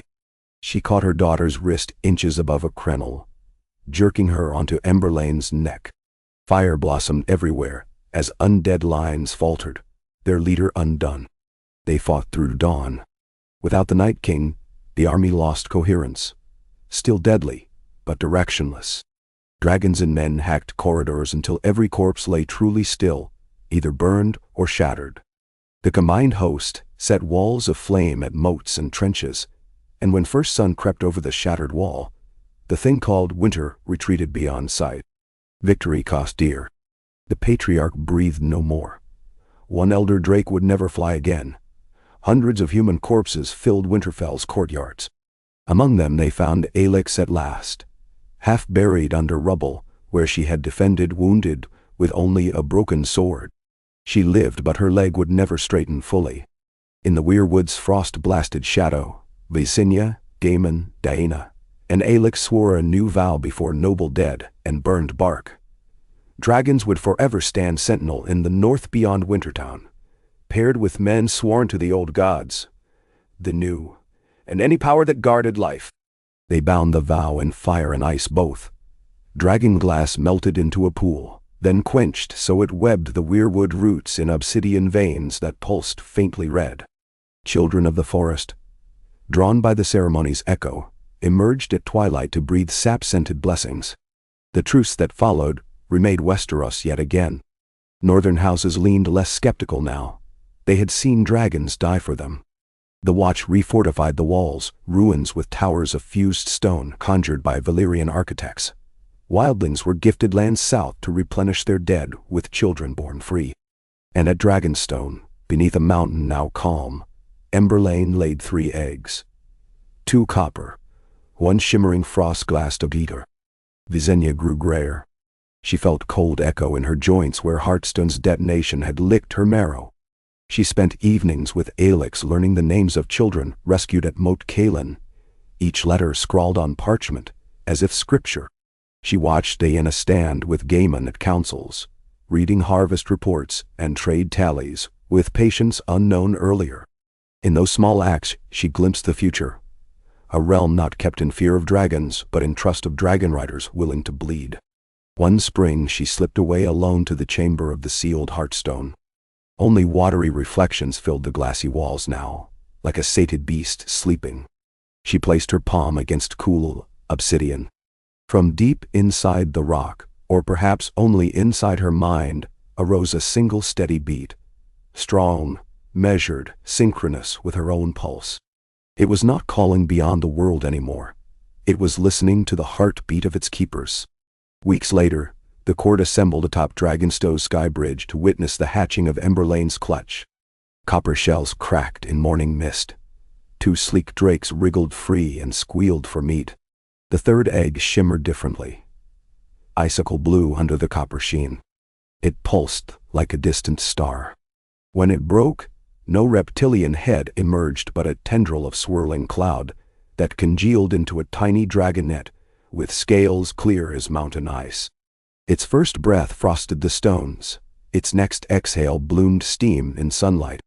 Visenya cradled the creature in 4 wrapped leather. It chirped once, then tucked a cool snout into the crook of her elbow. She hushed it, tears burning. Aelix and Daena knelt beside her, hands trembling as they touched the hatchling's spine.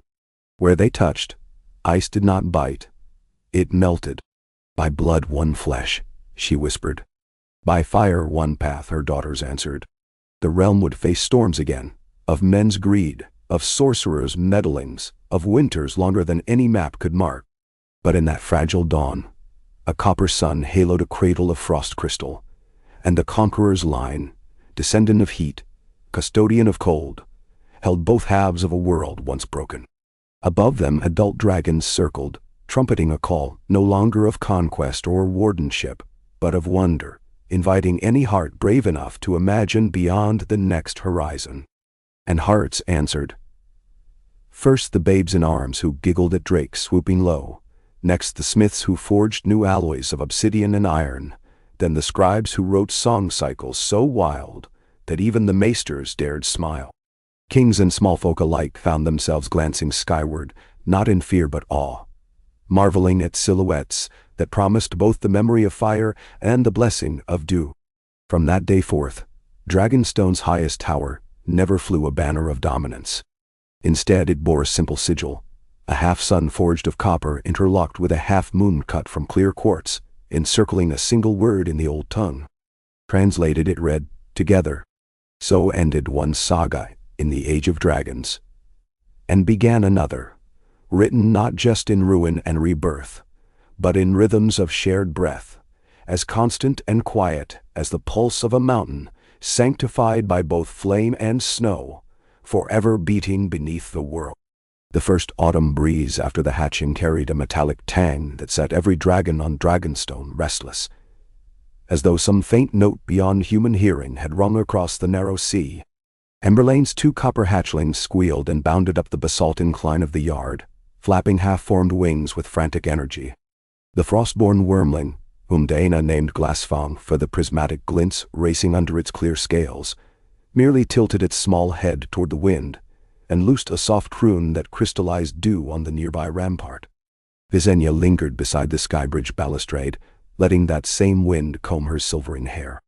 The realm had survived the Night King's rising, yet she sensed a new movement assembling, subtle as the first tug of tide before a storm. The Iron Bank had quietly extended twice its usual credit to the Triarchy. Conqueror had recalled every swordsmith who once swore obedience to the Targaryens. In Volantis, the tigers whispered of a bargain, a legion of unsullied bread for cold, skin toughened with alchemical salves to withstand Dragonfire's kiss. All of it felt coordinated, as if some unseen loom wove strands of greed into a single snare. Below, masons were chiseling a dais into the courtyard flagstones, an altar where the 3 hatchlings would be formally bonded to riders once their wings matured. Nobles across the 7 kingdoms angled for the honor. Gaiman's council argued it must be an act beyond politics or coin. Visenya agreed, yet she feared the tug of war might tear the fragile covenant before it found shape.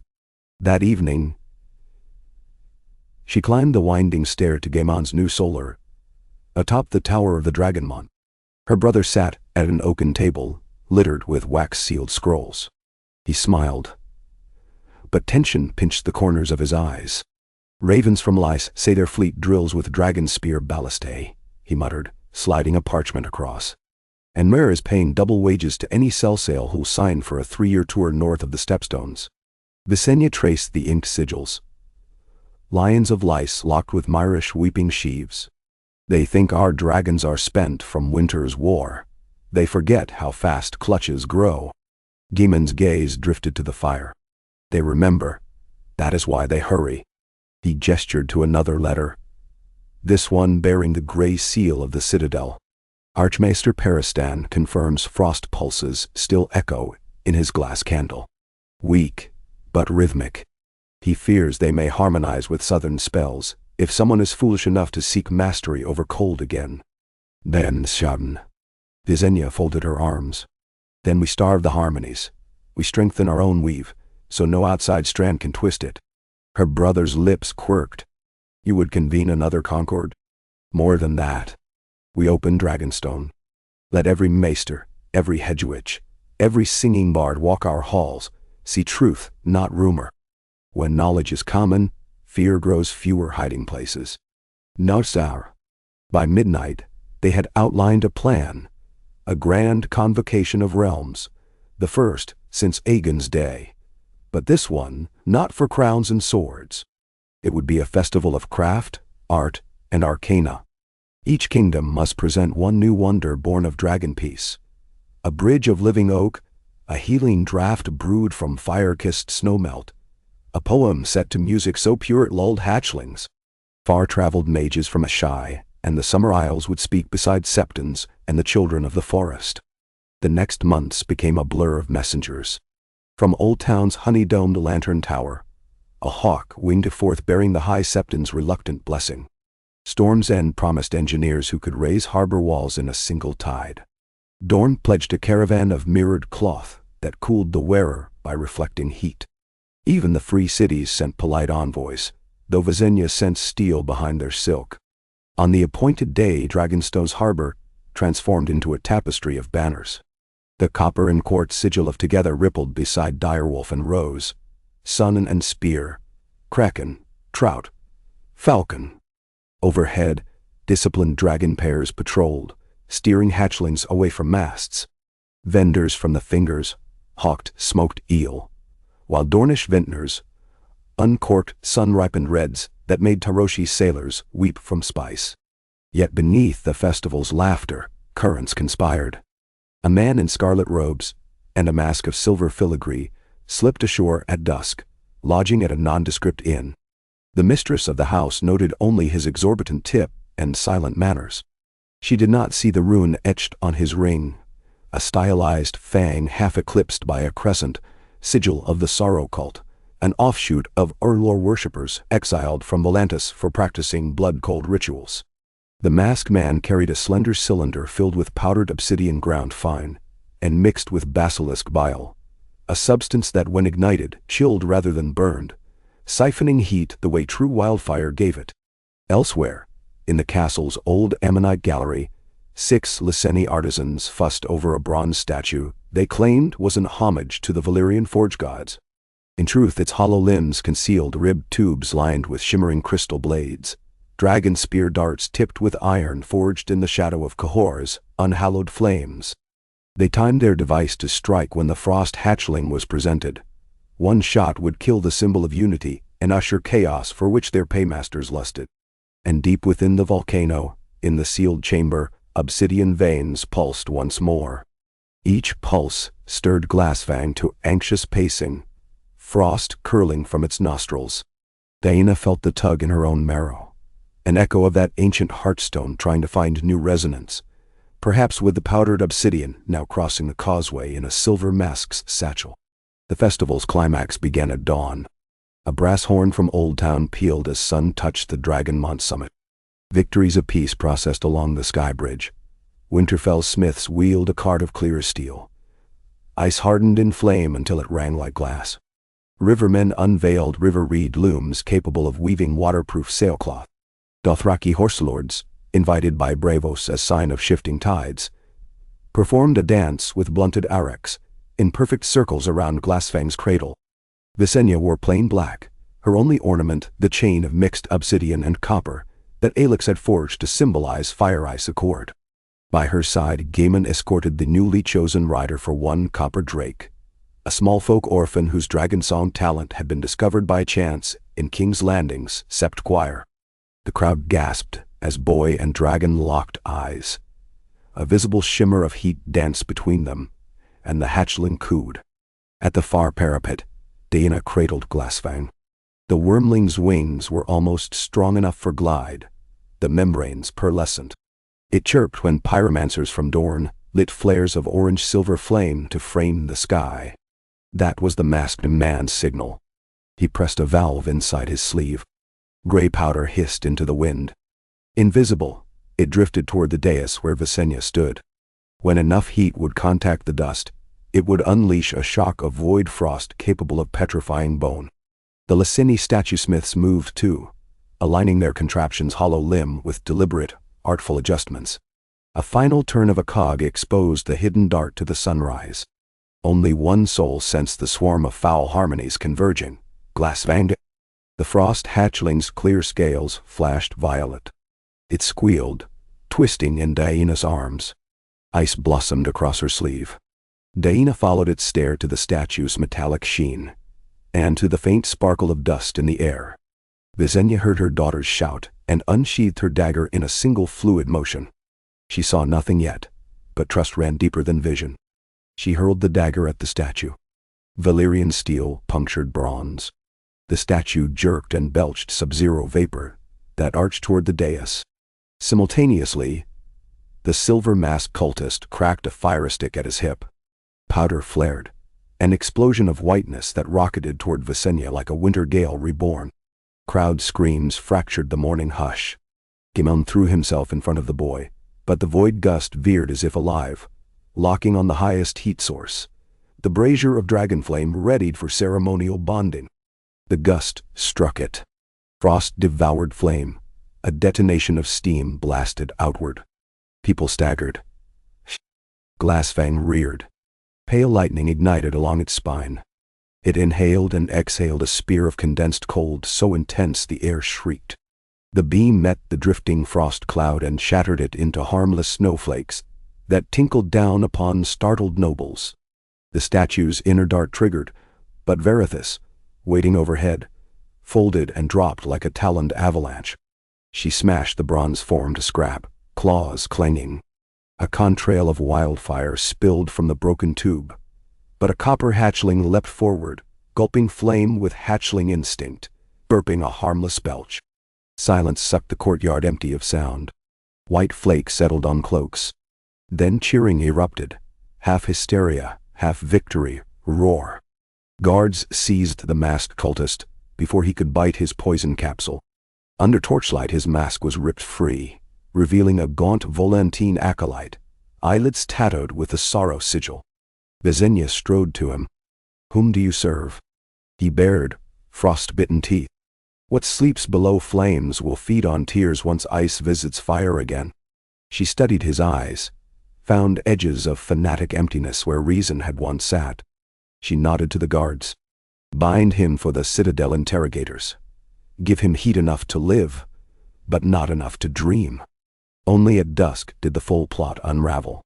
Agents funded through shadow accounts traced to Mir, but deeper investigation hinted at a far older cornerstone. Scribbles referencing Yin, the Black Fortress in Sothorios said to predate all recorded empires. Whoever had hired the cultist believed the union of fire and frost threatened more than political dominance. It risked exposing a secret humming under the world's skin since the Dawn Age. Visenya stood alone in the Ammonite gallery, turning a shard of the chilled powder between gauntleted fingers. When she looked up, Aelix, cane in hand, watched from the doorway. "They will never stop," her elder daughter said softly. "Not while dragons remind them how small they are. Then we fly larger still, not in terror, but in vision. We show them possibilities grander than conquest." Visenya set the shard in a lead-lined coffer. "Fear festers in the unknown. So we share the unknown." How? Maps, doors, bridges. Over the next year, Dragonstone's smiths crafted floating way gates forged of dragon steel and weightless glass, to be anchored along major rivers, so trade caravans could cross in every season. Maesters worked with children of the forest to graft weirwood root bands through shattered weirnets in the west, reopening long-dormant green paths for ravens to speak across continents in an hour. Bards trained wild dragons to echo harmonics that repelled ice spirits, creating living wards for hamlets vulnerable to another wintry onslaught. And perhaps most audacious, Visenya commissioned a sky flotilla, balloon ships sheathed in reflective hide, lifted by captured volcanic gases, capable of carrying scholars and farmers alike from Old Town to Winterfell in 3 days. The free cities sneered, until the first balloon drifted over Pentos, scattering seed pods that sprouted wheat resistant to salt blight. When Bravos petitioned to station a balloon at its Tower of Justice, even lies fell silent. No ballista could menace a gift that fed children. Yet the greatest undertaking required venturing far beyond the known, a joint expedition to Yin itself. Rumors claimed that fortress forged of oily black stone predated the Doom, the Androgyne kings of the Isles of Enneath, perhaps even Old Keys. If some primordial mechanism linked frost cults, Heartstone, and the Night King's spark, its root might lurk in Yin. Visenya insisted on leading. Gaemon refused. Their dispute raged for nights, but finally he relented on condition that both daughters accompany, Aelix to counsel caution, Diana to wield Glassfang should ancient cold stir. Verithus, though healing, would go. Emberlane's copper drakes were too young. They stayed to guard the realm with Valar.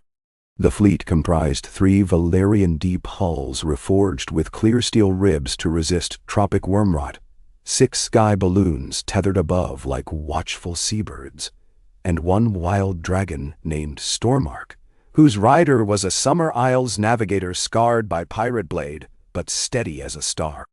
Weeks of voyage faded into the strange hush of southern latitudes. Green waters thickened with algal bloom. Giant ribbed leaves arched overhead where riverways wound into Sothorios. Sometimes colossal shadows swam beneath the keels, crocodilian shapes with scaled bodies longer than the flagship.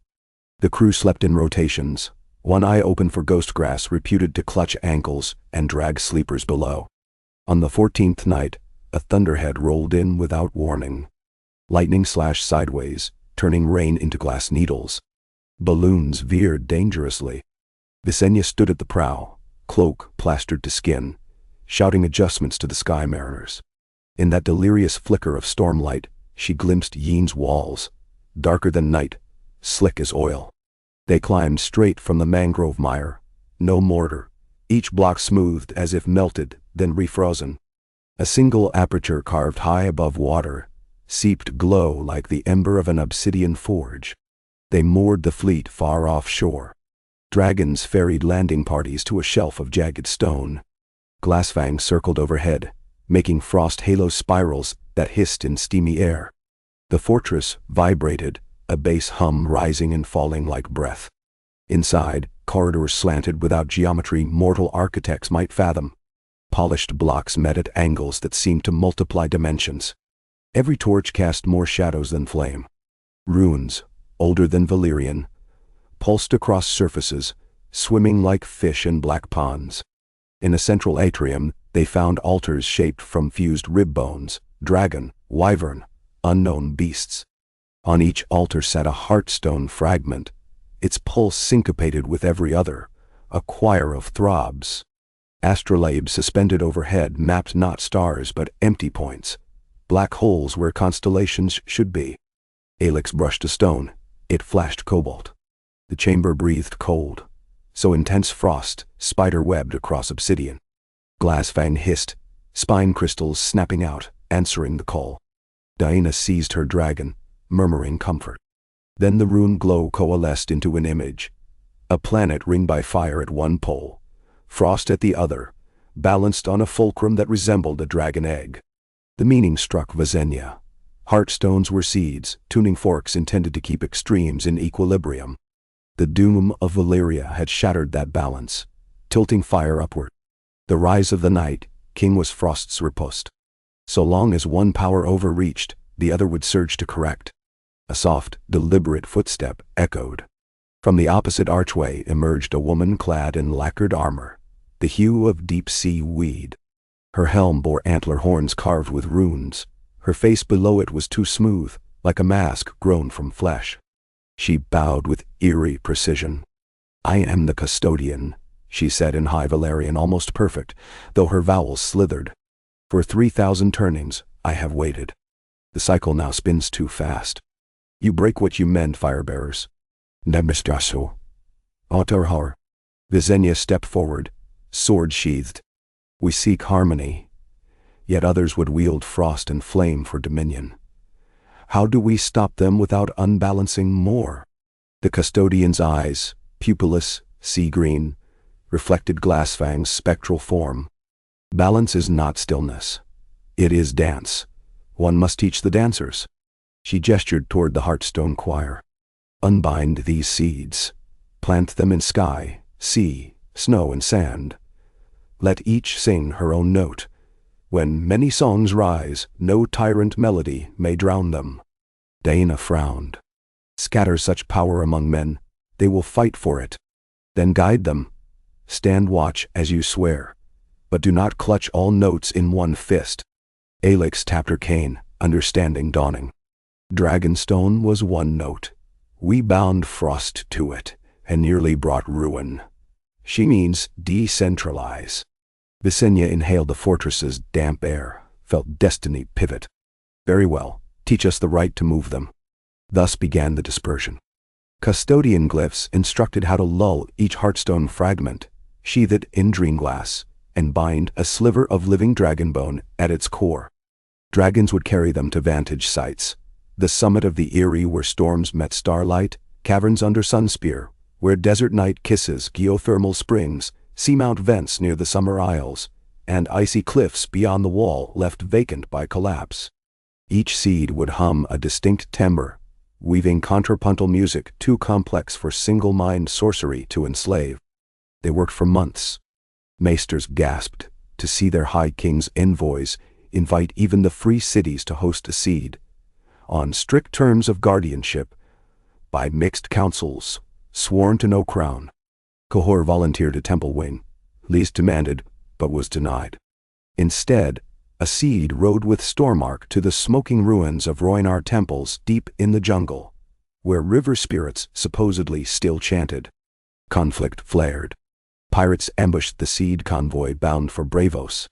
They failed, scorched by Stormark's flame, but the incident proved the custodian right. Scattering power required constant vigilance, shared guardianship.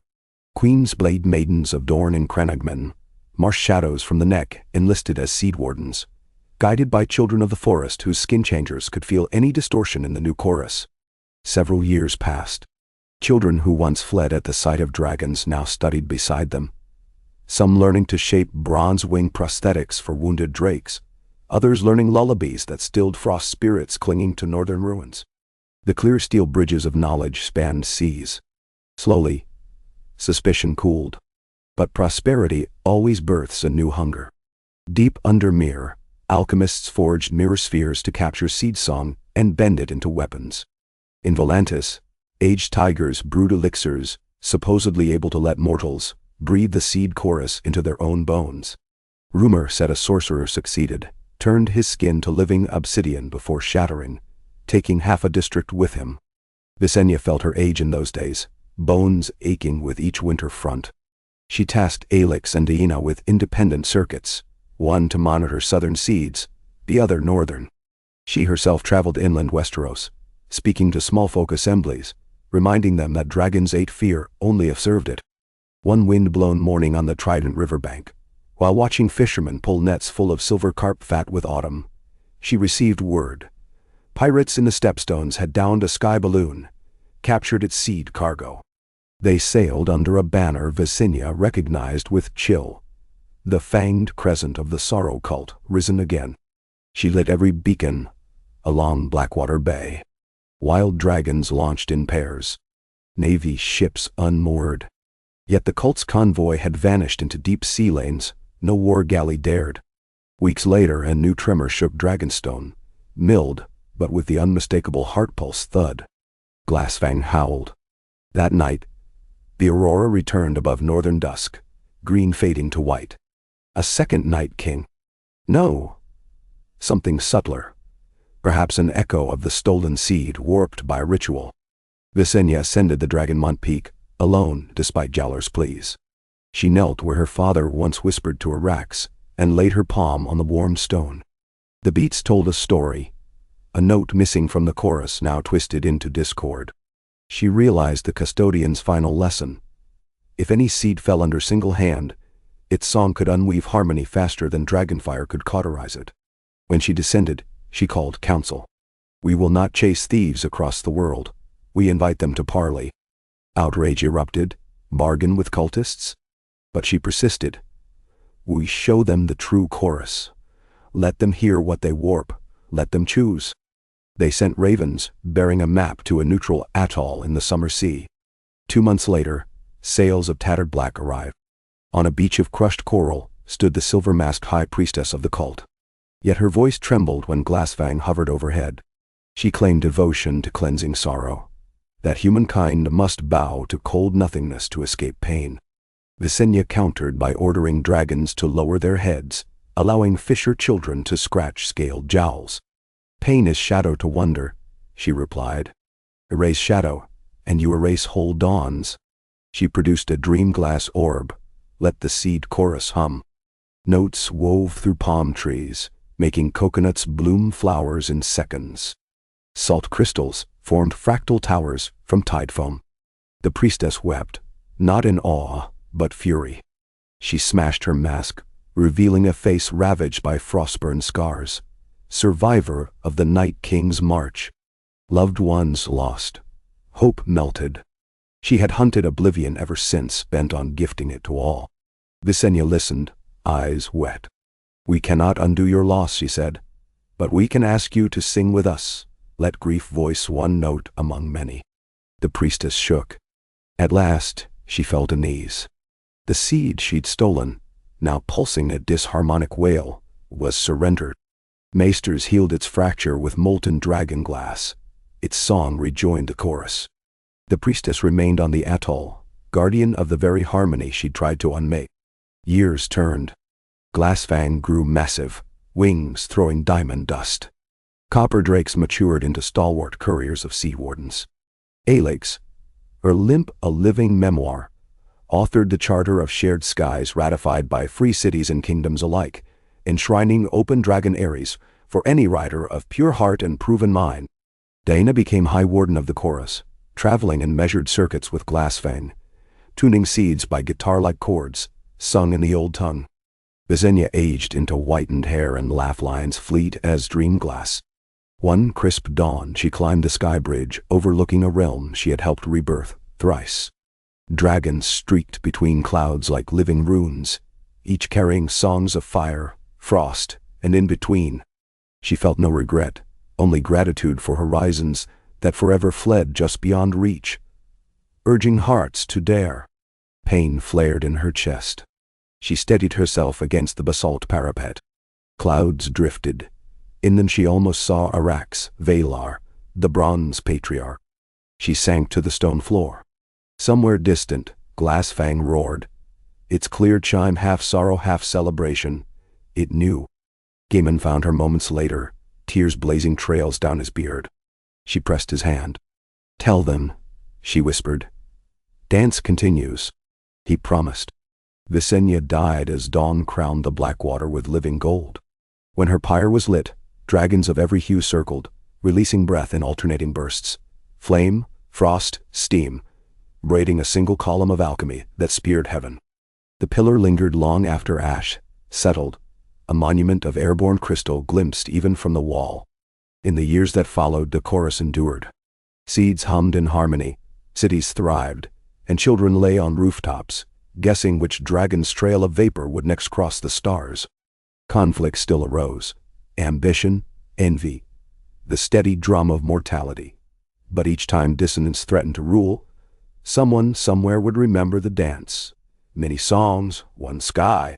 High in that boundless blue, a young orphan girl from Bravos rode her first hatchling, copper wings beating steady. She gazed toward distant Yin, where new saplings of knowledge budded beside ancient blocks. She felt the chorus vibrate through her spine and realized stories never end. They simply pass the beat. She nudged her dragon west, chasing the promise of undiscovered dawns, while far below, seeds of fire and frost sang the world forward, note by shimmering note.